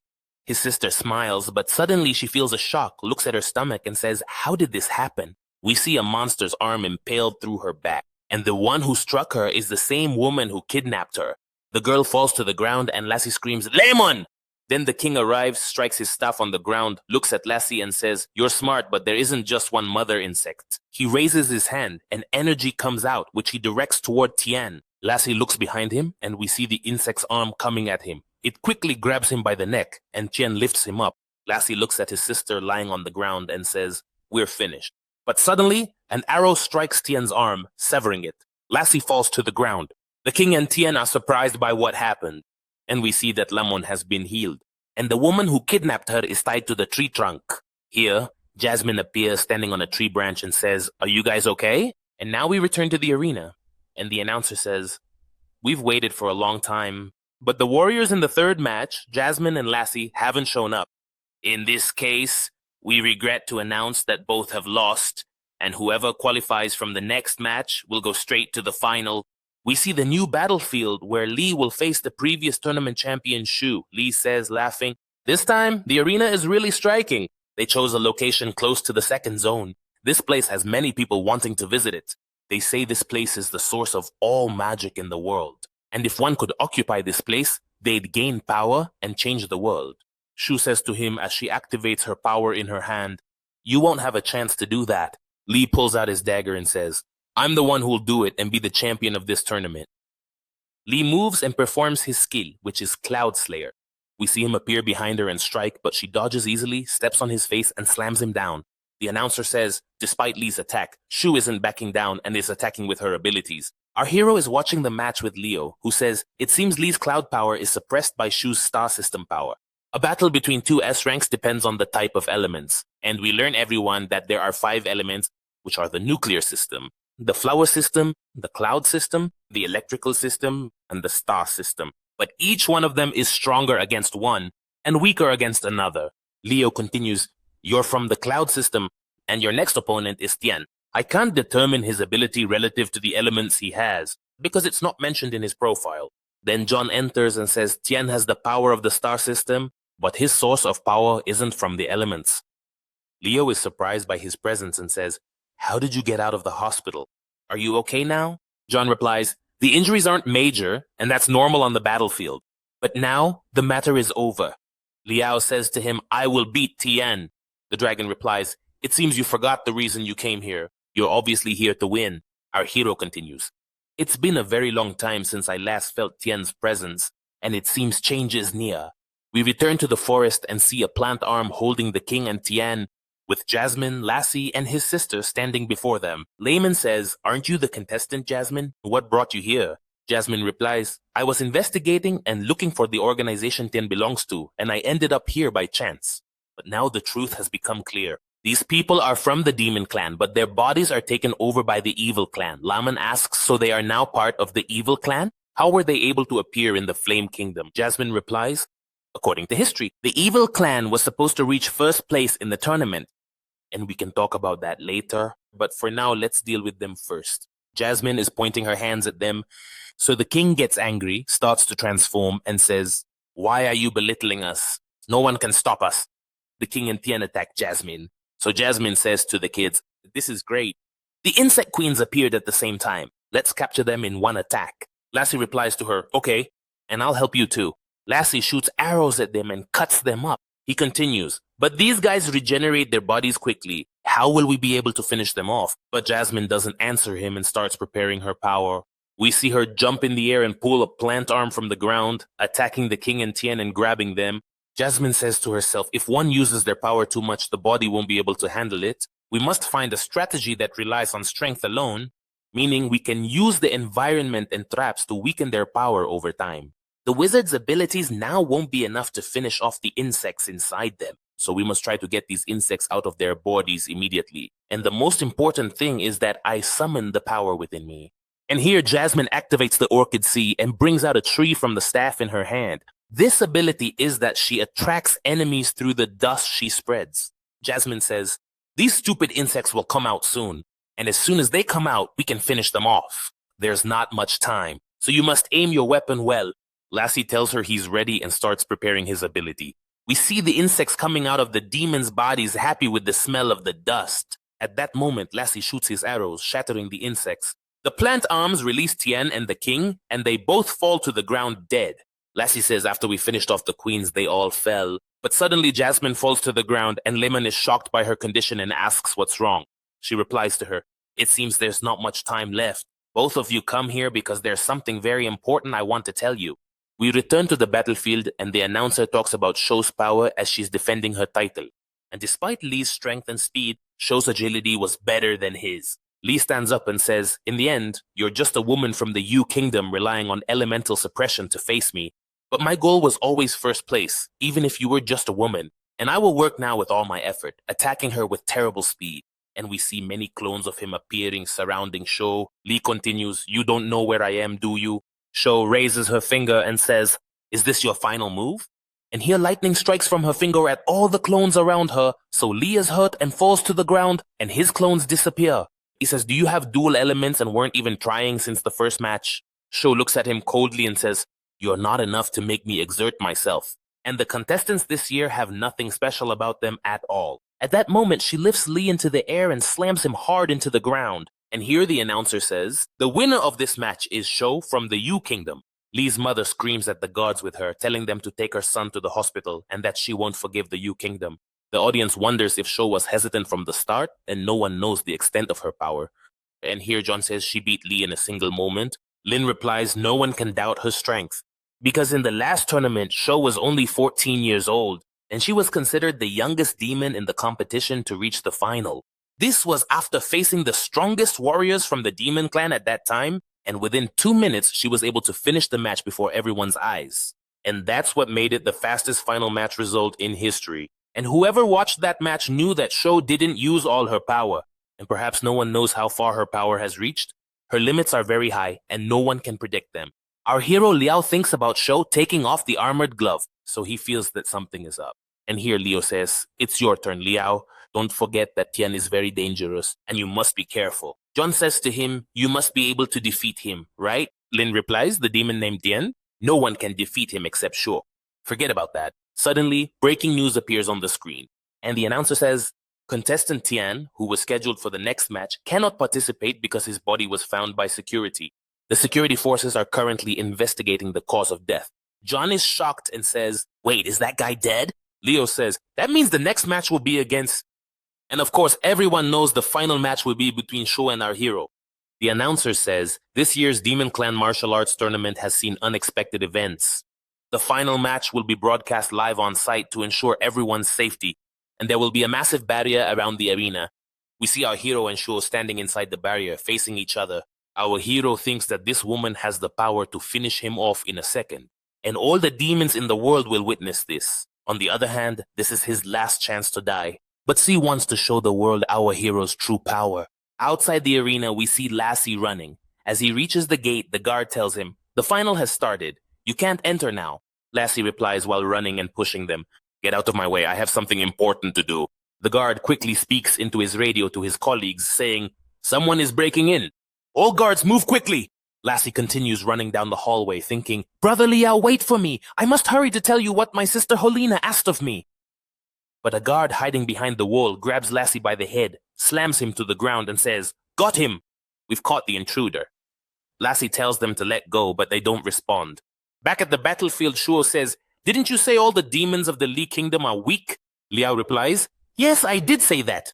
But by the way, if you had the strength, you could take first place from me." Shuo looks at him coldly, attacks with incredible speed and says, 3 seconds is enough for you." Our hero remembers when he was human with his girlfriend, telling her, "Don't worry, I'll definitely win. Wait for me at home. I'll come back and marry you." Holina replies, "I know, Liao. I'm waiting for you." Returning to the battle, our hero says to himself, "I broke my promise." But this girl, according to the info I gathered, uses 2 elements and has the demon shield power. I must find a way to force her to use her full power. Of course, he means Shuo, who attacked him and struck his neck, but his healing power makes him return to normal. Shuo says, "Aren't you an A-rank demon? How do you have such rapid healing ability?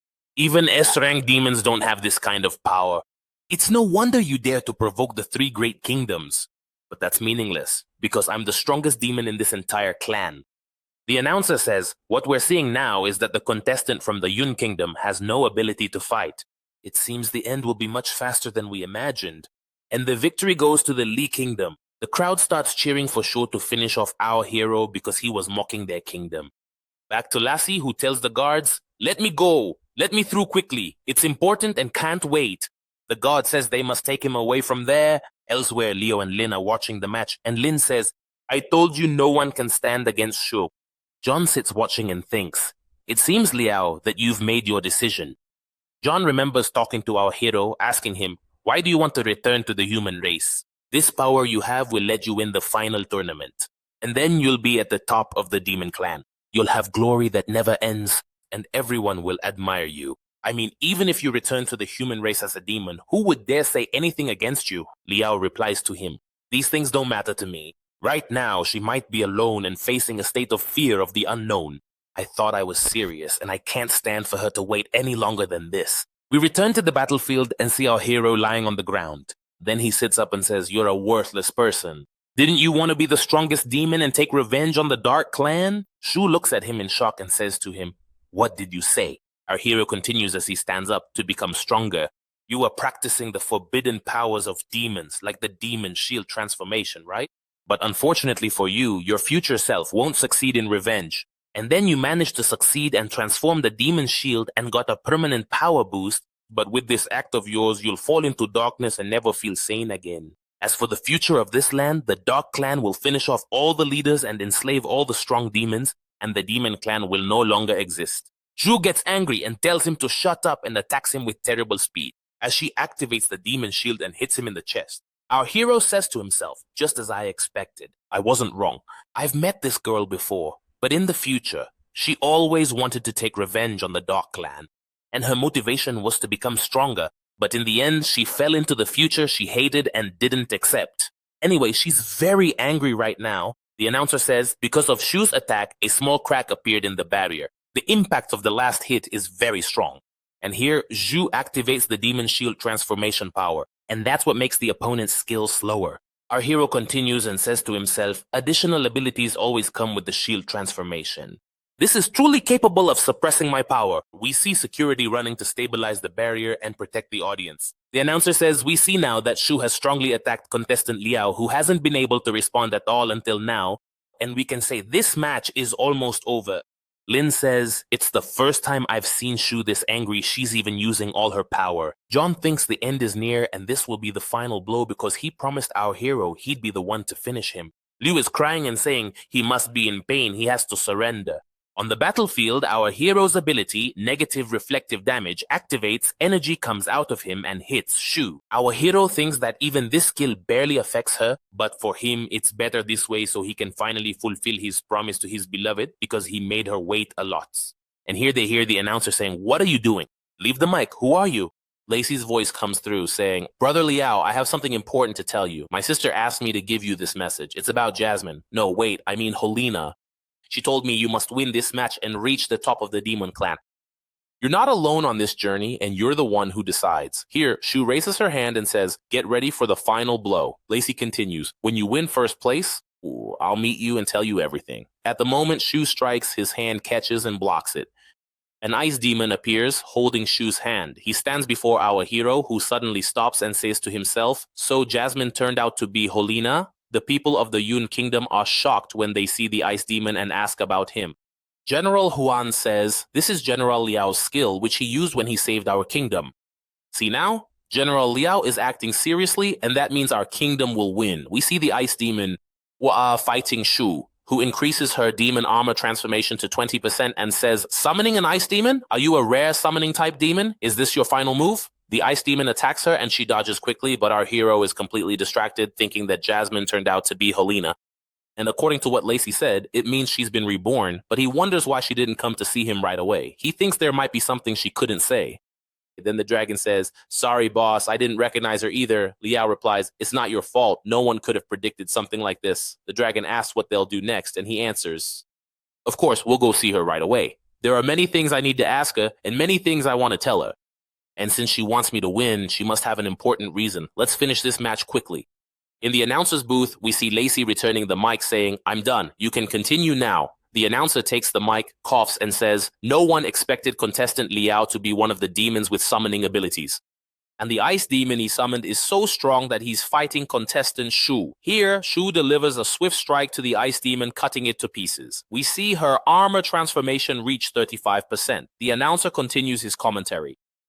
But let's not forget she's last year's champion. And as you can see, she used overwhelming power and finished off the ice demon. Shu says, there, I've dealt with your ice demon. That's the last thing you can do. Now you'll pay for what you said. We see the demon armor reach 50% and Shu begins to transform. Our hero replies, there, the side effects of the transformation are starting to show. It seems you still can't control the will of evil. Shu screams, shut up. Nothing can defeat me and nothing can control me. She attacks our hero with terrifying speed. And then a terrifying explosion occurs.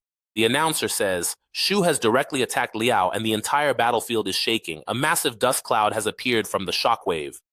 We really can't see what's happening on the battlefield. Leo says, her speed is unnatural and her attack power is overwhelming. Can Liao withstand it? Lin looks at her and says, what are you thinking? In the first match, he won after destroying the arena and making that idiot from the Flame Kingdom surrender. In the second match, I don't know what deal he made with Sai to make him surrender. If he relies on luck and trickery alone, then that won't win him the championship. This boy from your kingdom is unlucky. If he faces Shu with all her power, she'll crush him.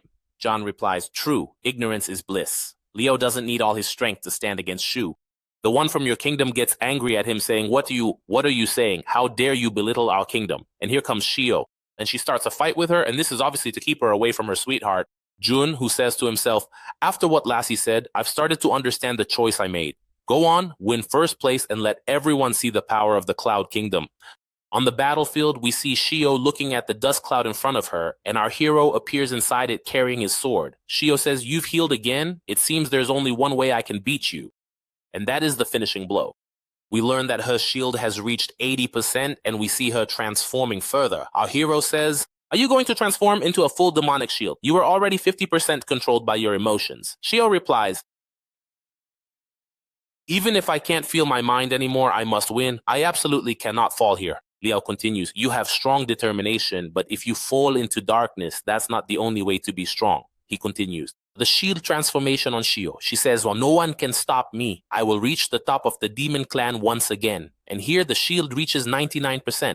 Our hero tells her, understood. But in that case, let's finish what's happening here. Our hero activates his sword's power, and they attack each other. At the same moment, the announcer says, both are attacking each other with a finishing blow. Who will be victorious? They both strike each other, and we see the power of the two strikes after the collision. But suddenly, we find our hero's sword power blowing away Shio's energy and shattering the barrier around them. We see the whole audience shocked as they see Shio's shield shattered. Shio is shocked after what happened and says to herself, my senses suddenly returned to me. And considering I'm the youngest and strongest demoness, I used the demonic shield transformation with all my might, yet he managed to crush it so easily. But what happened next is truly the peak of the demon clan. We see our hero untying his scarf and covering Shio with it. The announcer says, everyone, the contestant who won this match is contestant Liao. And so, the martial arts tournament champion is Liao from the Yun Kingdom. We see an ice demon carrying Shio next to our hero, and someone appears standing above the arena, looking at our hero. He says, the Rain Kingdom didn't win the tournament. We must move to Plan B. Suddenly, we see him turning into mist and entering the wall in the darkness. Time passes, and we see Lassie carrying a small box, saying to our hero, Brother Liao, are you ready? My sister Holina is waiting for you there. Our hero opens the box and finds a star inside, and we go now to a beautiful place, and our hero sees Holina on a swing, and she says to him, Liao, you won. After that, our hero finds himself in a modern city with humans walking and happy in the street, and he says to himself, Isn't this the Holy Bama Kingdom? Isn't that Manhwa too? We see Manhwa approaching our human hero and saying, Brother, we checked the equipment warehouse, and tomorrow, our human hero interrupts him and says, and tomorrow stay at home. Isn't it your son's birthday tomorrow?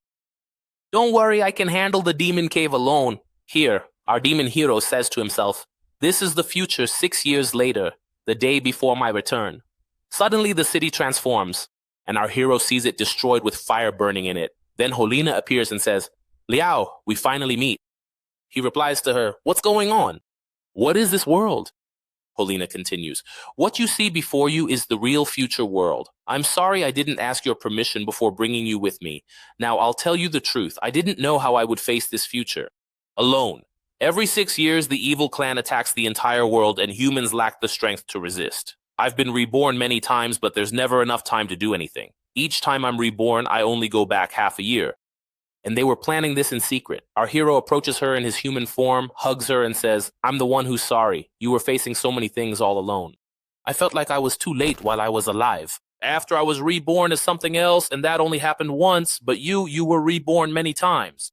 I thought the system gave me the power to return to life, but in the end, it was you who brought me back. How did you do it? Holina replies, after 6 years, I experienced death for the first time. And the power of foresight suddenly turned into a rebirth. But since I could only go back half a year each time, I couldn't change anything. This happened 500 times. To find a way, I went to the demon land. At that time, the demon clan was going to wipe out the evil clan, and those who survived became their slaves. But I met a very strange demon who asked me to finish him off. His name was Liao.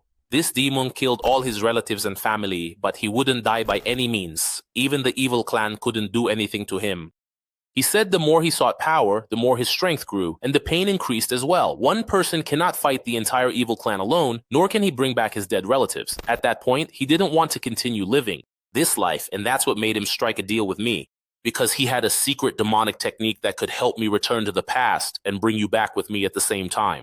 He told me I must stop the evil clan, but for that to happen, you must take control of his body and free him from the life that he doesn't want anymore. Our hero says to himself, if no matter what happens, nothing kills him, and every time he tries to die, he gets stronger, then he left this system behind to make me stronger and faster. Holina continues, humans divide all the clans in the world into just humans and demons. But in reality, there are 4 clans: human, evil, spiritual, and demonic. And now, we must cooperate with the other clans to stop the evil clan. In the previous life, the evil clan won first place in the competition and managed to control the second region. They secretly took control of the great demons, one after another. The key to the second region must never fall into their hands. Liao replies, this time I'm the one who won first place. And that means that we stop them at the first step. Holina continues, it's not that simple. There might be secret agents from the evil clan within the demon clan. These are the ones who managed to enter the tournament arena so easily. They even changed their tactics after they found out about me. It's still unclear what they'll do, but their primary goal is the key to the second region, and that will never change. We return to the arena, and the announcer says, everyone, let's congratulate the Yun Kingdom on their ultimate victory in the 46th martial arts tournament. And before the awards ceremony, we'll begin the handover of the demon clan's treasure, the key to the second region. Now, the demon lord of the Rain Kingdom, Guang, and the demon queen of the Yun Kingdom, Liu, please step forward to the arena. Meanwhile, in the Yun Kingdom, we see people watching the screen overjoyed as their kingdom enters the arena. Because she's the youngest demon queen and the only female ruler in the demon clan as well, we see them crying with joy. Ming says, after 100 years, the Yun Kingdom will stand on its feet again. Cao looks at them and asks, where did Liao go? Not far away, we see Shinny's crazy brother, Ling, with a demon beaten to the ground before him. Ling says, "Where are you, Liao?" And we return to the arena. The Lord of the Rain Kingdom says, "I didn't expect a woman to receive the key to the second region. Are there no men in your kingdom or what?" Leo replies, "I know your daughter is a hero, right? And I remember, Uncle Guang, you fought with my father on the battlefield against foreigners. Someone with your experience shouldn't judge people by their gender." Guang says, "The key to the second region is the treasure of the demon clan. Even if you die, you must not let it slip from your hands." At that moment, they both touch the sphere in front of them, and we see the key being etched onto Leo's hand. After receiving the key, she says, "Thank you for reminding me, Uncle Guang. Rest assured I will protect it." And here the announcer says, "All right, the key handover ceremony is over. Now we will move on to the delivery of..." But before he can finish his sentence, he's struck. Leo and Guang are shocked, and Guang asks, "Who are you?" The announcer falls to the ground, and a monster appears, saying, "We are the evil clan. Begin the operation." We see monsters appearing in the crowd, starting to eliminate them. The demons are terrified, so John says, "Get ready to move." We must protect the demon lady. The monsters gather near Leo in the arena, and their leader tells them that she has the key. But then one of the demons comes and stands in front of Leo, saying, "Don't worry, demon lady. The Flame Kingdom army will protect you until their last breath." We return to Holina and our hero, who says, "The human kingdom must be in chaos right now, because Shin staged a coup, and even Huan Hu." Holina interrupts him, saying, "When I first returned, my body was very weak, and I couldn't use my power to stop Shin. That day, I asked Huan Hu to take me to those closest to you. In the last life, Shin carried out the coup during the engagement, but you managed to stop them. Since you weren't awake, I expected them to succeed in this coup. That's what made me use my power to create clones of those closest to you. At that time, the people at the engagement were just clones. As for your friends, they continued to protect me and your body, and they left the camp before the engagement. And of course, Shin's target was the Uni Kingdom, which is Liao's kingdom. That's why I left your equipment, because I knew Shin would take it. Since you'll meet then, you'll surely be able to get your weapon back. Because we were lucky, everything went exactly as I planned." Liao replies, "So Huan Hu and the others are still alive, and how is your body? The cloning ability consumes a lot of mental power, especially when cloning many people at once." Polina smiles and tells him, "Don't worry, we've all returned safely to the capital now. When I was cloning the demon girl, I regained much of my strength and energy. Of course, the plan was for her to defeat Tian to stop the evil clan's secret operation. But then I learned you came to the competition, and the original plan changed too, though I don't know why. So you were my only hope. Of course, I managed to finish off Tian and those with him, but the clone body will disappear once its power is exhausted. I didn't have time to find the evil clan that invaded their bodies, and there wasn't much information about them. Unfortunately, this last rebirth has regressed significantly, and my ability to rebirth again failed. And this is our last chance." Our hero replies, "Leave the rest to me, don't worry. I won't let the evil clan take the key to the second region, and I'll deal with them all." At that moment, the world begins to collapse. So Holina says, "It's been a long time since we walked together like this, and I missed walking with you. Unfortunately, this world is an illusion and won't last." Our hero hugs her tightly and tells her, "When I finish off the evil clan, I'll come and find you." Holina tells him, "I'll protect your body too, and wait for you to return. By the way, Liao, there's something else I want to tell you." And we return to the arena once again. We see the Demon Lord Siming in the Flame Kingdom, with guards protecting him from monster attacks. He says to himself, "The mistake that happened in the tournament is my fault, since the tournament is in my kingdom." Just then, a monster's arm emerges from behind him. But before it reaches him, the monster is struck. We see C is the one who hit it, saying, "Brother, get up quickly." Siming replies, "No, you shouldn't have come here to protect me. They want the key." C tells him, "Don't worry, our other brother is in the arena." We then see their brother, Cheng, the kingdom's army commander, striking a monster. He shouts, "Everyone, protect the demon queen! This time the fault lies with our army for allowing these filthy things to infiltrate us." Suddenly, the monster turns into a shadow and moves beneath them. It reemerges, strikes Cheng, and stands behind him laughing. Many arms sprout from it, wrapping around Cheng, who says, "What is this ability? I feel like something is draining my power." The monster leader orders them to attack Leo because she has the key. Just as the monsters reach her, Jun arrives and strikes them. But one comes from behind him, so Jun hits it, and the monster turns into a shadow. Jun says to himself, "Do they all turn into shadows when attacked? I won't be able to fight them like this, but they can still attack me." One of the monsters grabs him and wraps around him. Jun continues, "My body still needs treatment." Because the last battle was so tough, and now all the warriors in the demon clan are injured. The monster then says, I heard this tournament brought out the strongest demons from the clan. Is this your military strength? I thought you were stronger. And you, Demon Queen, a single blow is enough for you.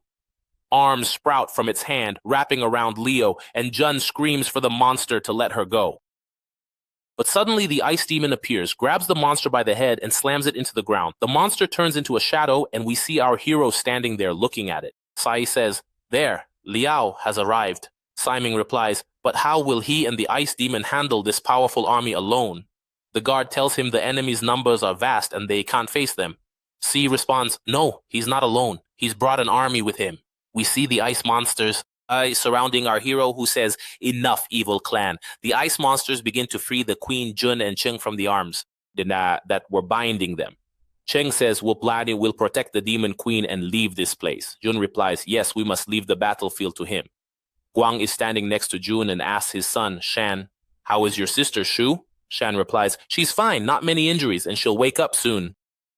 Because the demon she was facing at the end didn't deliver his final blow. Guang continues, That was unexpected. But in the end, our entire clan can only rely on him. And now, 200 years have passed. The Yun Kingdom has returned, and the Demon Clan must unite as they did in the past. In the Yun Kingdom, we see people watching the battle. Huan says, The Shadow Squad is a secret and powerful weapon of the evil clan, and their attacks over the last few years haven't failed. And although General Liao always had surprises, his opponent this time is of a very high rank, and the general just struck him from rank A. Suddenly, the monster held by the ice demon turns into a shadow and shatters the ice demon above it, moving quickly towards our hero, circling him and forming into large hands, closing in on him as he says, You ignorant animal, I am rank 10S. Guang says shadow power is known to be legendary, not because of its great offensive power, but because of its elemental traits and physical attacks. Don't work against them, and that's the hardest part when facing them. We see the monster telling our hero, Hey stupid, do you feel it now? I'm the only one who's going to hit you, kid. And here, our hero's sword emerges from between the hands and disassembles, turning into missiles that attack the monster, entering its body, and then their heads emerge, pinning it to the ground. The monster looks surprised and says, What's happening? How are you able to attack me? How is your health still the same?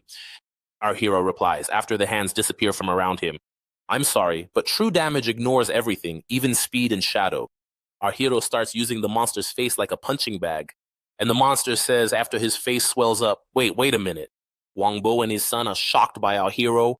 The monster continues to himself, This man, how can this be? His power is much greater than rank S. And here, our hero grabs him by his scarf and says, And now, who is your leader, and who are the spies in the demon clan who helped you get in? Speak. He replies, Can anyone from the evil clan betray their group?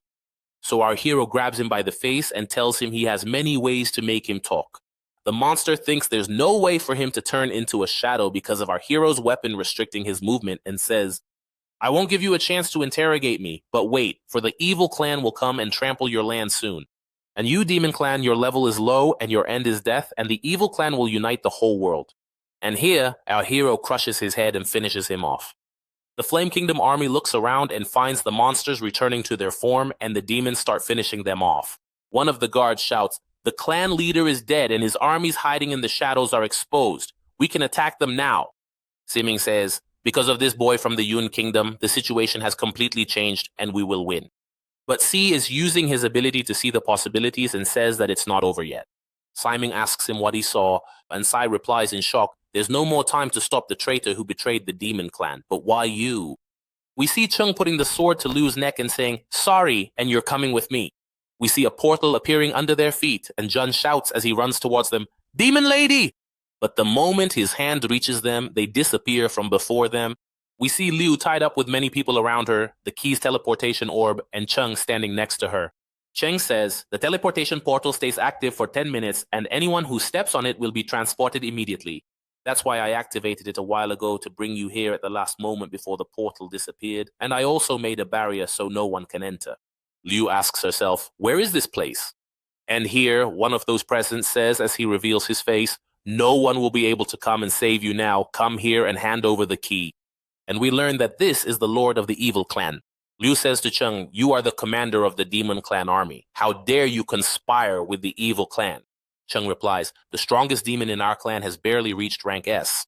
And even if you gathered all the rank S demons from all over the earth, the demons wouldn't be enough to form an army. Besides, you don't know the power level of the evil clan. The general could have destroyed the entire demon clan. Do you think if war breaks out, anyone will survive? The future moves forward. Then we won't remain standing unless we go with the flow. The thing is, you just can't see our current situation clearly, Leo replies. Is this why you betrayed the entire demon clan? You're a despicable person. What will you gain from the evil clan? The clan master replies, how can you say that? Our clan and the demon clan share the same origin. Isn't it better for us to cooperate and both benefit? All you need to do is share the key to the second region with me, and the evil clan will guarantee that no one touches a single grain of sand on your land. Chung says, that's true. As the clan ruler, you must be clear about the pros and cons. If war happens, it's the civilians who will die. Leo replies, is that so? Well, if they're bold enough to start a war, why did they only send 2 generals and act so secretly? Anyway, the basic condition for transferring the key is the owner's willingness to do so, and I'm ready to die before I give you the key. The evil clan master looks at her and says, this woman is very stubborn. Back at the arena, we see John standing where the portal was, getting angry and saying, it's my fault. I shouldn't have left the demon lady's side, but I didn't expect this person to be a traitor. Here, Simming orders his guards to search for Chung and the demon lady, Leo. Even if they have to turn the entire flame kingdom upside down, they must find them. Guang tells his son to inform their men who came with them to start searching for the demon lady. Sai says, I'll search within a 10-kilometer radius around us. Lassie approaches him and says, I'll help you. Lassie activates his ability, and we see a circle expanding, covering the entire area. Suddenly, Lassie says, I found her. She's in the temple under the statue. There's a barrier above, and it seems to be someone's ability. C continues, we're doomed. No one here has the ability to teleport. The distance to the statue is about 100 kilometers, and there's no way we can reach it in time. Our hero replies that they'll make it. A massive energy bursts from him and a dragon appears. Sai continues, what is this incredible pressure? I didn't expect it to be this size. Lassie asks, what is this creature? Xi answers, it's a giant dragon. Could it be from the evil clan? Liao says, don't worry, Jita is one of us and he's very fast. Come with me. If we want to find them, we'll rely on your abilities. Lassie, our hero, and C mount the dragon. People are amazed by our hero's abilities. C says, I've never ridden a dragon before, but we still won't arrive in time. Our hero tells them to just hold on tight. The dragon flies at incredible speed as people watch. Sai Ming says, what else is this kid hiding? We see the dragon reach the statue. Inside the temple, the evil clan master laughs and says, this little girl still wants to play the hero. It seems you don't know, but my ability is insects. Since I haven't finished you off yet, you still have the key, but I'll put insects into your body, and then you'll be completely at my mercy.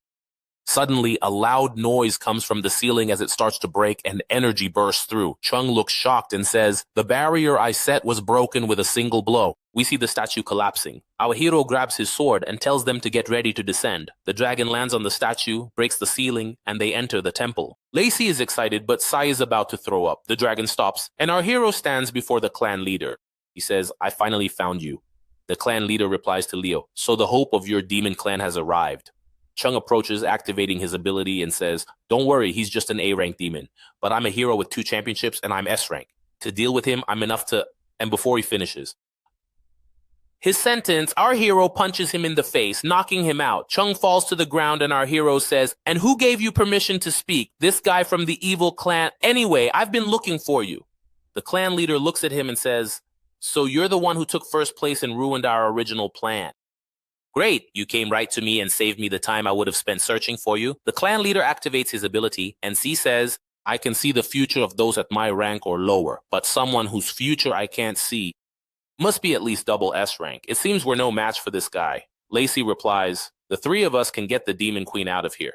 Leo continues, Gita, protect these 3 and I'll handle this guy from the evil clan. Sai replies, are you crazy? You're still A rank. In this situation, no one can defeat an opponent 2 ranks higher than them. But before he can finish, our hero rushes the clan leader, punches him in the face, and slams him into the wall. We see our hero's friends are shocked. The clan leader laughs, and we see him transform into an insect, saying, you hit my elemental form. I am a double S-rank sorcerer, and you can't even touch my real body. But your punch actually hurt, kid, and now I'm angry. Lord... Michi is very angry, and the reaction will be very dangerous. We see the whole clan attacking our hero while he stands his ground. Of course, everyone in the human world, maybe 1 in 10,000 people, is an awakened, and the talent of these awakened. Oh, he barely reaches ranks A, B, and C. And the chosen ones among these awakened have special talents that can take them to S rank. And of course, this advancement is a one-time thing. Level doesn't matter because as soon as it happens, the awakened reaches S rank. It's not fair, and even effort isn't enough. And that's what makes rank it's so very rare. After our hero entered the demon world, he realized they're just like humans. And he could feel the power of the body he's in from the start. We see ice demons emerging, starting to fight the evil clan and protecting our hero.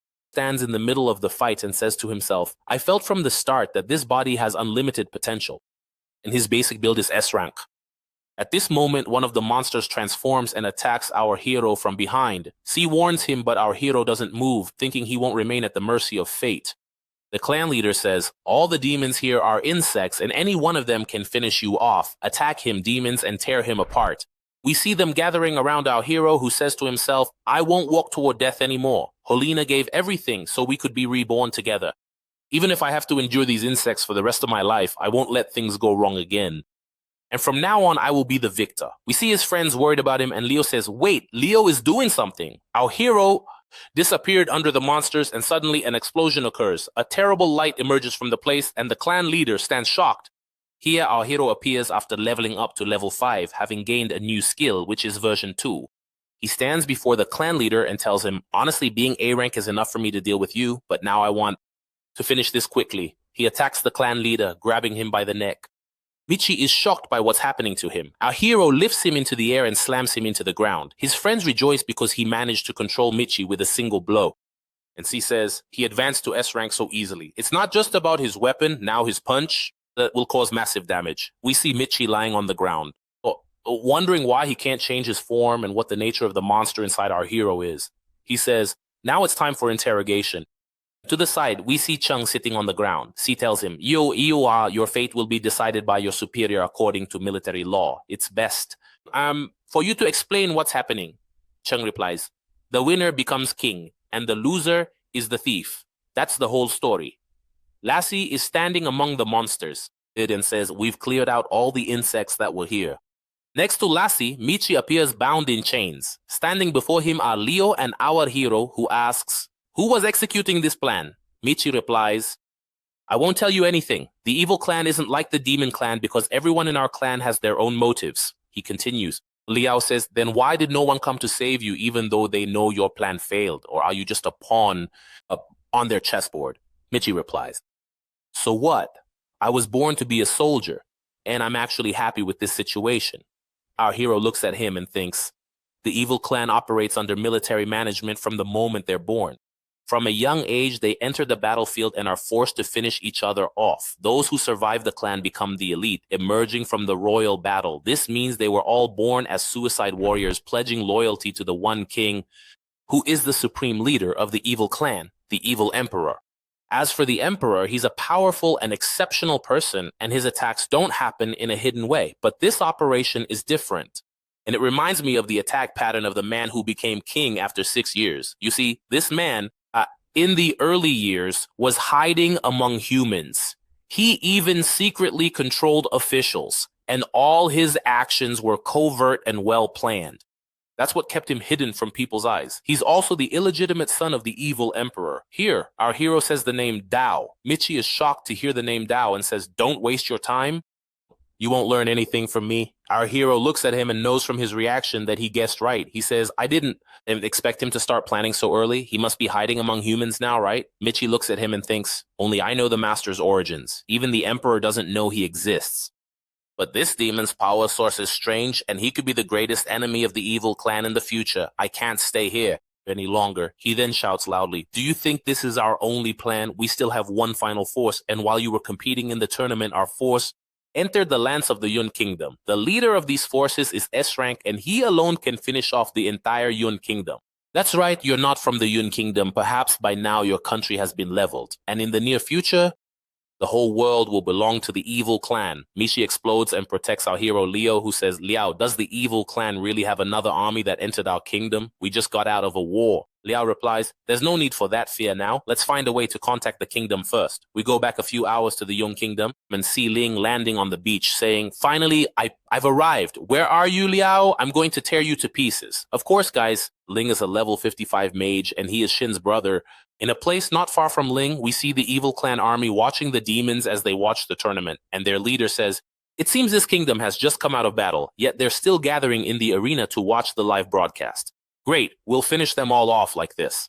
But at that moment, little Xiao sees them and says, who are you and what are you doing here? A bit later, we see Xiao beaten and lying on the ground trying to call for help. And here the leader says, cut this kid to pieces and throw him in the arena. Suddenly Ling appears and says, are you the demon clan? Where is Liao? The leader looks at him surprised and says, why are you doing this? The evil clan laughs and one of them says, you're learning fast, boss, imitating them. But suddenly their leader's head flies off and Ling continues, speak quickly, I have no patience. The clan attacks him while Xiao is watching them, surprised by what's happening. After a while, we see the entire evil clan army lying on the ground with Ling standing among them. Then he approaches Xiao and says, you speak. Where is Liao? Xiao looks at him and says, you saved me, thank you. Ling is shocked by Xiao and gets embarrassed because he's thanking him and he gets down on the ground to help him. And so, guys, the evil clan army that landed on the beach in the Yun Kingdom was finished off by an unexpected incident. The Demon Queen has returned safely, and the evil clan's attack on the Demon Clan has failed. Then, of course, everyone, we all know there's a reception before the tournament. The party included 18 kingdoms, and their members were divided by the size of the kingdoms. And the Demon Queen now, who is Leo, wasn't allowed to sit at the table with the major kingdoms, but now she's sitting in the most important chair at this table as the queen of all demons. Simon raises his glass and says, if not for the Cloud Kingdom, our alliance would have collapsed long ago. And I suggest we drink a toast as we offer all our respect to the demon queen of the Cloud Kingdom, Leo.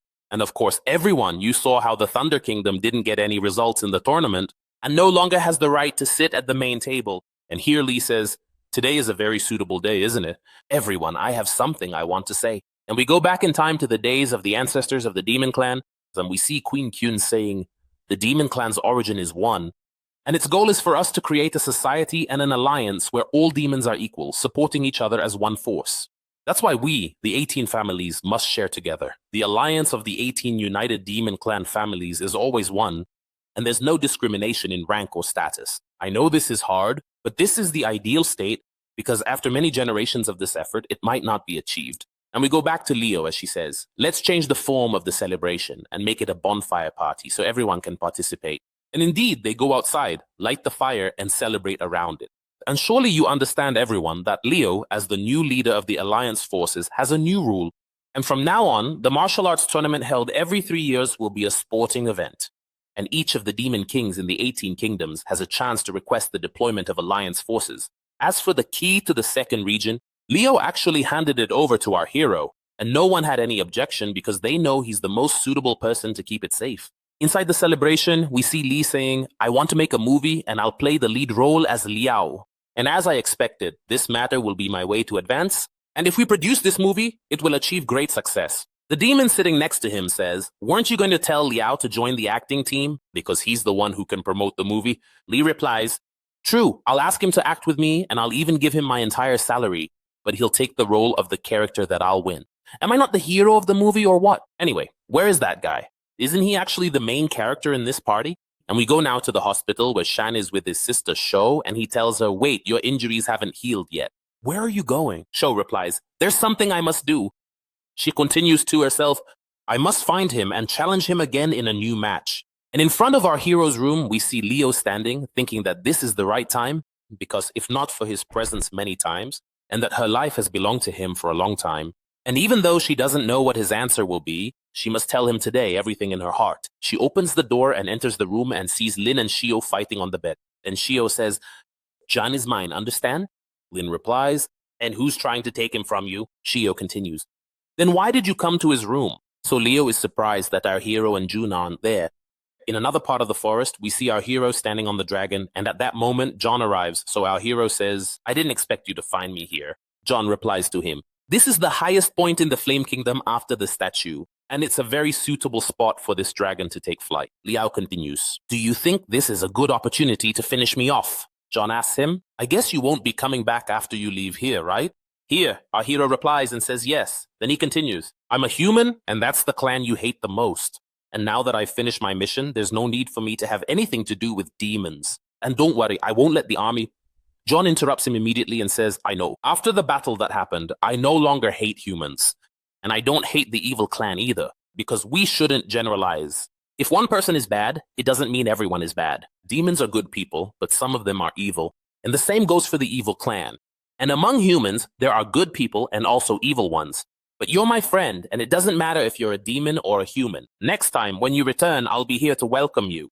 Are you ready to go back to the human kingdom? Liao replies. No, I'm not ready. I want to go to the immortal demon realm first. John is shocked and says, but that place is, well, true, since it's you going, there's no place you can't reach. The dragon prepares to fly, and our hero says, John, soon I'll have my wedding in the human kingdom, and you're definitely invited. The dragon flies off, and John watches him saying, thank you for saving the Cloud Kingdom and the Demon Clan. I owe you a great deal of respect, and the Demon Clan will always stand behind you. And we go back to the time when our hero and Helena met, and she says, that's right, Liao, there's still something else. It's about the way you can get your body back. Our hero asks her if he might die to get his body back, as the system said. So Helena answers him, regarding that matter, I'm the one who told the system to say that, because the body you're in gets stronger the more danger it faces. That's why I kept pushing you close to death, so you'd get stronger faster. Our hero gets very angry and replies to her, so if I had died by mistake, I would have lost everything? Helena tells him all demons are below SS rank, meaning they're not a threat, and you were able to handle it quite well, weren't you? But don't worry, I found a way for you to get your body back. But first you'll need the main ingredient, which is the soul-calling herb. This herb is located in the 3rd region, and you can only find it in the immortal demon realm with the Soul Clan. And there's a massive hurricane around the immortal demon realm, which keeps them isolated from the outside world. This hurricane is so strong it can cut through iron just by touching it. So only a few from the Soul Clan have dared to venture out. But this also protected the Soul Clan, and other clans couldn't attack them in any way. And after 6 years, the only place the evil clan couldn't control is the immortal demon realm of the Soul Clan, and no one can enter it. But you and Gita can. Leo says to her, isn't the Soul Clan your father's clan? Did you want to go back? Helena replies, if you pass by his grave, please place some flowers for me. And we return to our hero Liao, who says we've arrived. Ready, Gita? The dragon replies that he's ready and starts to climb above the clouds. And our hero remembers when he and Helena used to ride Gita and fly with him. Our hero was asking him how far he could go. The dragon replied that he could go above the clouds. After he and Gita reach above the clouds, our hero says, the hurricane is there. We must go inside it. Oh, immortal demon world, I'm coming. Now we go to the Flame Kingdom's prison and see Chung chained up with C in front of him, who asks, so the evil clan's next target is the Soul Clan? Chung replies, yes, brother, but your stupidity is what stopped my plan. I managed to infiltrate the evil clan's system, and since I was going to reach the top, I would have found a way to protect the demon and Soul Clans. C gets angry, grabs him by the chain and says, protect them by surrendering? You want everyone to live under the evil clan's rule as slaves? Chung says to him, and what more can we possibly do? Do we even have the strength to fight them? We managed to avoid disaster this time because Liao was there. But what will the Soul Clan do? You and I both love the same girl, and despite our combined strength, we couldn't protect her. And now a disaster is about to strike her kingdom. Who will be able to stop it? This operation by the evil clan is totally different from the battle with the demon clan, because the one leading this battle is their strongest commander, who is Dao, and everything in the Soul Clan will turn to ash. Then we go to the Soul Kingdom, and we see our hero standing in the forest saying, so this is the immortal demon world. It's not like our world. Even the air here is much purer. If this shore were in the human world, it would be full of people selling tickets. And the dragon says, you're making fun of humans. That's forbidden. So watch out or I'll set you on fire. Suddenly our hero feels a terrible power and says, what's happening? The dragon replies, I feel a terrible and very dangerous power. Liao continues, I feel it too. It looks like double S rank or maybe triple S rank. But no, this terrible power is something I've never felt in my life, and I've never seen anything like it before. Our hero reaches out to draw his sword, but the sword dismantles, leaves him and flies back, assembling in the hand of a man sitting on a rock who says, are you from the demon clan? What brought you here? And how did this sword end up in your hand? Our hero looks at the man in shock, thinking he can't determine his clan, wondering how the sword flew from his hand and asking himself who this man is. Then our hero raises his hand and calls for his sword to return to him. So the man says to the sword, "You want to go back to him? Is this your new master?" He raises the sword, stabs it into the ground, and continues, "Let me see if he's worthy of being your master." Our hero says to himself, "This opponent's power is much higher than mine, even beyond S rank, and his identity is unknown. But he took the sword and Gita from me, and I couldn't summon them again. I must use all my strength." Our hero attacks him and punches him in the face. But the man immediately dodges the blow easily and strikes our hero's face with incredible speed. Our hero continues thinking to himself, "What is this offensive power? Even in the human kingdom, I never met anyone with this kind of power." Then the man kicks our hero in the face, sending him backward, but he steadies himself on the ground. He wonders if this man is from the Soul Clan and attacks him again. Then the man says to himself, "A little S-rank demon." Time passes, and our hero and the man are still facing each other.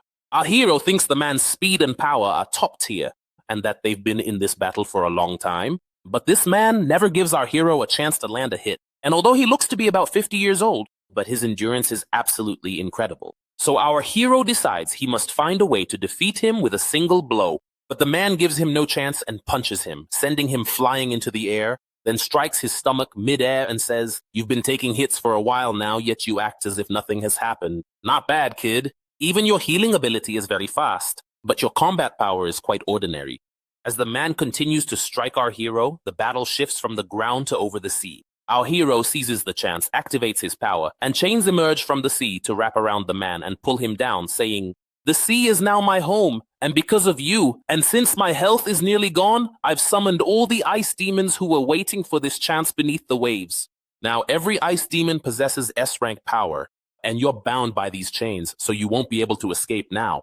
The man replies, "I didn't expect you to know such a good strategy. To feign weakness, lure me to the sea, and then attack me with all your might. And now I lack the strength to fight back, so you can finish me off." Leo tells him, "I have nothing against you. I only came here to look for something, and when I return, we'll be even." Our hero goes to his sword and pulls it from the ground. Then we see the man land on the ground behind him, approach, and ask, "What are you looking for?" Our hero is shocked when he sees him and asks, "How did you get here?" Our hero looks at the chains and sees they've been severed, and the ice demons are falling into the water. Our hero realizes this man managed to finish them all off in a single instant, and that this old man hasn't even used his full power yet. Then the man leans down to pick something up from the ground and says, "The first round of our battle is over. If you and I were of the same rank and age, I would be inferior to you. Now let's begin the second round." The man lifts the jar he picked up, opens it, fills a bowl in front of our hero, hands it to him, and continues, "Come on, face me. This second round is just between men." A bit later, we see them sitting around the fire drinking, and the man says, "Speak up as a demon. What brings you to the Soul Clan?" Our hero is surprised by the old man because they started with a fight and now they're sitting together drinking even though they don't know each other. We cut to Holina sitting and looking at a family photo saying to herself, "You must have reached the immortal demon realm, Liao. Father, I hope your spirit blesses Liao and that everything goes well." We see the photo and realize the old man sitting with our hero is Holina's father himself. Even our hero's sword is in the photo with them. Returning to our hero, he says, "Well, can you speak first? Who are you? And why were you fighting me just now?" Holina's father replies, "I'm just an ordinary old man from the Soul Clan. I only hope to protect this clan as much as I can while I'm still alive. But lately I've been having a dream. In this dream, a demon stood before a mountain of Soul Clan corpses preparing to destroy the entire clan. And that demon was you." Liao is shocked by what he hears and says, "You dreamed that I was destroying the Soul Clan? Are you joking?" The old man replies, "My dreams always come true." Liao asks him, "Then why didn't you use all your power to finish me off?" Holina's father replies, "I told you earlier that all my dreams come true, which means I cannot finish you off, and you won't be able to change the future or destiny. The only thing I can change is your way of thinking, regardless of how strong a person is, but in the end, he's just a drop in the ocean, and no one can escape destiny. We're both trapped in this cage together. And now it's your turn. What brings you here? And by the way, can you stop worrying about me now?" Our hero thinks that this old man has no intention of finishing him off, and that he knows a great deal. If he tells him what he wants, he might be able to help. He looks at him and says, "I'm looking for the soul-summoning herb." The man answers him after some time has passed and they've drunk a lot. "That herb isn't hard to find. There's plenty of it in the Spirit Clan's demon caves. All you have to do is follow the mining team to get it, but your identity as a member of the demon clan won't make it easy, as the barrier between clans is huge. From the Spirit Clan's perspective, they see the other clans as destructive and evil, Here, the old man raises his hand before our hero and activates his power. He continues, this disguise will last for a while, and through it, you'll be able to blend in with the spirit clan. We see our hero's horns have become like dog ears. Our hero says, didn't you say the spirit clan sees other clans as evil? Why are you helping me? He replies, I'm not helping you. I'm helping the spirit clan. If I see this dream again, I'll know you're fighting to protect the spirit clan. And as they say, I give you a drop, you return a spring. Our hero smiles and says, it seems, old man, you know how to calculate well. Fine. I promise, once I get this herb, I'll owe a great debt to the spirit clan. The next day, our hero wakes up, sits up, holds his head and says, how much did I drink? Then where am I anyway? I don't remember what happened. I must have passed out. Am I in a train car right now? How did I get here? There's a worker sleeping next to him. A man comes out of the other train car, gestures to him and says, we've arrived. Get ready to get off. And hurry up, we need to start working. We learn that this man is from the East Sea Spirit Clan and his name is Stuart. Stuart approaches the car our hero is in and knocks on its side to wake the worker. He says to our hero, are you new? Can't you be any faster? Our hero tells him he's coming right away, then gets off and follows Stuart, who says, get ready to enter. He looks at the gate and says to himself, this must be the spatial gate that leads to the demon cave, and this cave is of this rank. This entrance is just like the ones humans have. Once we enter, we'll reach a world full of magical beasts. Legend says demons originally came from this world because it's the world of magical powers. In my past life, I used to enter demon caves to hunt beasts and level up. As soon as they enter the cave, they're accompanied by 2 guards and a girl with her face covered. Our hero realizes these guards are B rank. One of them says, princess, you must stay hidden behind us. You want me, Nandi? The girl gets angry, reveals her face and says, my father always controls me in the palace. Escaping the palace this time was so hard, and you still want to control me? I'm a C-rank mage and I can handle the beasts in this cave because they're lower level than me. This princess's name is Batong. Stuart then says, don't worry, everyone. This cave is low level and there won't be any danger. He tells the worker and our hero to walk in single file, and neither of them is allowed to speak of the princess's escape from the palace. If anyone upsets her, he'll finish them off. The worker agrees, and our hero says to himself, this cave is low level, but why do I feel like there's danger? Of course, these caves contain low-level magical beasts, similar to the beasts found in the forest. Most of these magical beasts lack intelligence and the ability to leave this cave, and that's what makes them the best way for the other clans to develop themselves and their experience. We see the princess facing the monsters and finishing them off, and Stuart says, well done, princess. The princess laughs and tells him, see, didn't I tell you I could do this on my own? Suddenly, Stuart's hand is cut off, and the princess is shocked when she sees this sight. Then a monster with a sword appears before them, and one of the guards says, how is there a human monster here? Our hero looks at him and says to himself, a demonic cave of this rank. Something is definitely wrong. This cave's boss is usually rank C, but now rank B has appeared. And even this monster is in human form. There's a problem with this cave, but I can't move easily because the disguise will last for 3 days. And during this time, I can't use my abilities easily at all. And as soon as I use them, the disguise's effect and duration will decrease significantly. They should be able to handle it, right?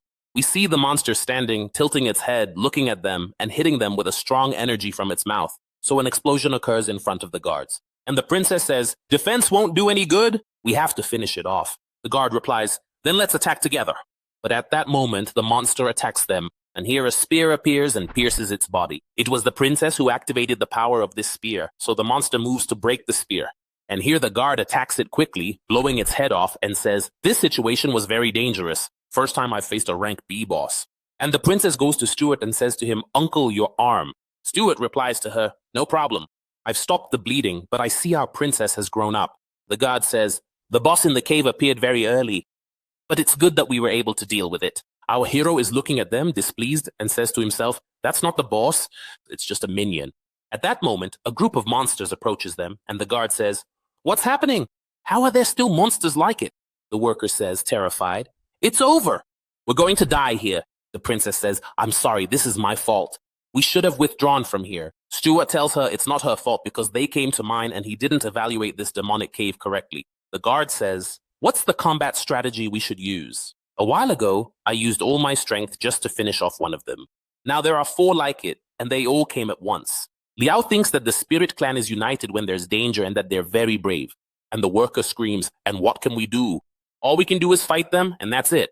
At that moment, the monsters attack them and start hitting them. And we see the two gods injured from the beating. Here, a monster jumps on the princess, so Stuart runs quickly to protect her and says to her, "Watch out, princess." The monster grabs him by the head and slams him and the princess to the ground. We see the rest of the monsters looking at the worker and our hero, who says to himself, "But you didn't know how to evaluate your strength well, you worker." The princess is looking at her guards, Stuart and the worker, thinking that they might die now. So the worker attacks the monster, screaming, "I'll fight you all!" The princess screams and tells him, "No!" The monster is waiting for the worker to approach it. But suddenly we see this monster split in two. Shock appears on everyone's faces. And the one who finished it off was an ice knight. The monster falls to the ground. So the rest of the monsters roar, and our hero is standing aside, thinking that the ice demon he summoned consumes some of his power. But it won't affect him significantly. The guard is standing shocked as he sees the ice knight and says, "What is this?" The princess asks him, Is this your ability? You've awakened and become a summoner?" The worker looks at his hand and says, "So this is the monster I summoned. Great. Go on, monster, finish them off." Our hero smiles and says to himself, "Very good. Let's keep this a secret and consider it your power. Listen to me carefully, ice demon. Do whatever this worker tells you to do." And here, the ice demon draws his sword and attacks the monsters, cutting them all down. The worker says, "He finished them all off in an instant. I have incredible power." The princess replies, "I didn't expect our miner to be a hidden master. Truly, appearances are deceiving, like the immeasurable sea." And the ice demon returns the sword to its place. And here, the worker wonders if he really summoned this knight, and if he might be the chosen one. The princess continues, "With the power you have, you can join my father's expedition team." The guard approaches him and says, "Let's get to work. You helped me with my job, and I'll help you with yours." But our hero is thinking that there's a more dangerous aura than the one they just faced, located in the deepest part of the cave. Suddenly, the ground cracks beneath them, and a terrible energy emerges from the fissures, causing the cave to collapse. The rock they're standing on descends. As soon as it hits the ground, the princess looks around in shock and says, "How are there so many monsters here?" Everyone is shocked by the sight before them. Our hero says to himself, "It seems he brought us straight to his lair, and this is the profession of a galaxy mage." We see a monster sitting on a throne, laughing and saying something very interesting. "The princess of the spirit clan has fallen into my hands." The princess is shocked. He doesn't just talk, he even knows me. The monster extends his hand and tells the guard to kneel, but the guard defies him and refuses. Then the monster clenches his fist, forcing the guard to kneel and suffer a severe injury. So his companion shouts at him, "Steward, give him the medicine quickly." The leader looks at them and says, "Who's the next one I should choose?" The princess looks at him, thinking that at this moment they won't be able to resist because the gap is too large. And this monster is more terrifying than any monster they've seen before. And here the worker extends his hand trembling and says, "I will summon." But before he can finish, his hand is crushed and he screams loudly as the leader speaks. The spirit clan has become very weak, and the princess still won't listen. Liao says to himself, how does a magical monster in the demon cave know who the spirit clan princess is? And his abilities are far greater than expected. Could this also be related to the evil clan? The leader raises his hand and says, "Well, in that case, I'll do it myself." So the princess listens. The princess thinks she can't move her body and that it's all over. A terrible pressure descends upon her. But at that moment, our hero raises his hand over the princess, stopping the pressure, and says, "Can I make a deal with you? The spirit summoning herb in the demon cave will be mine."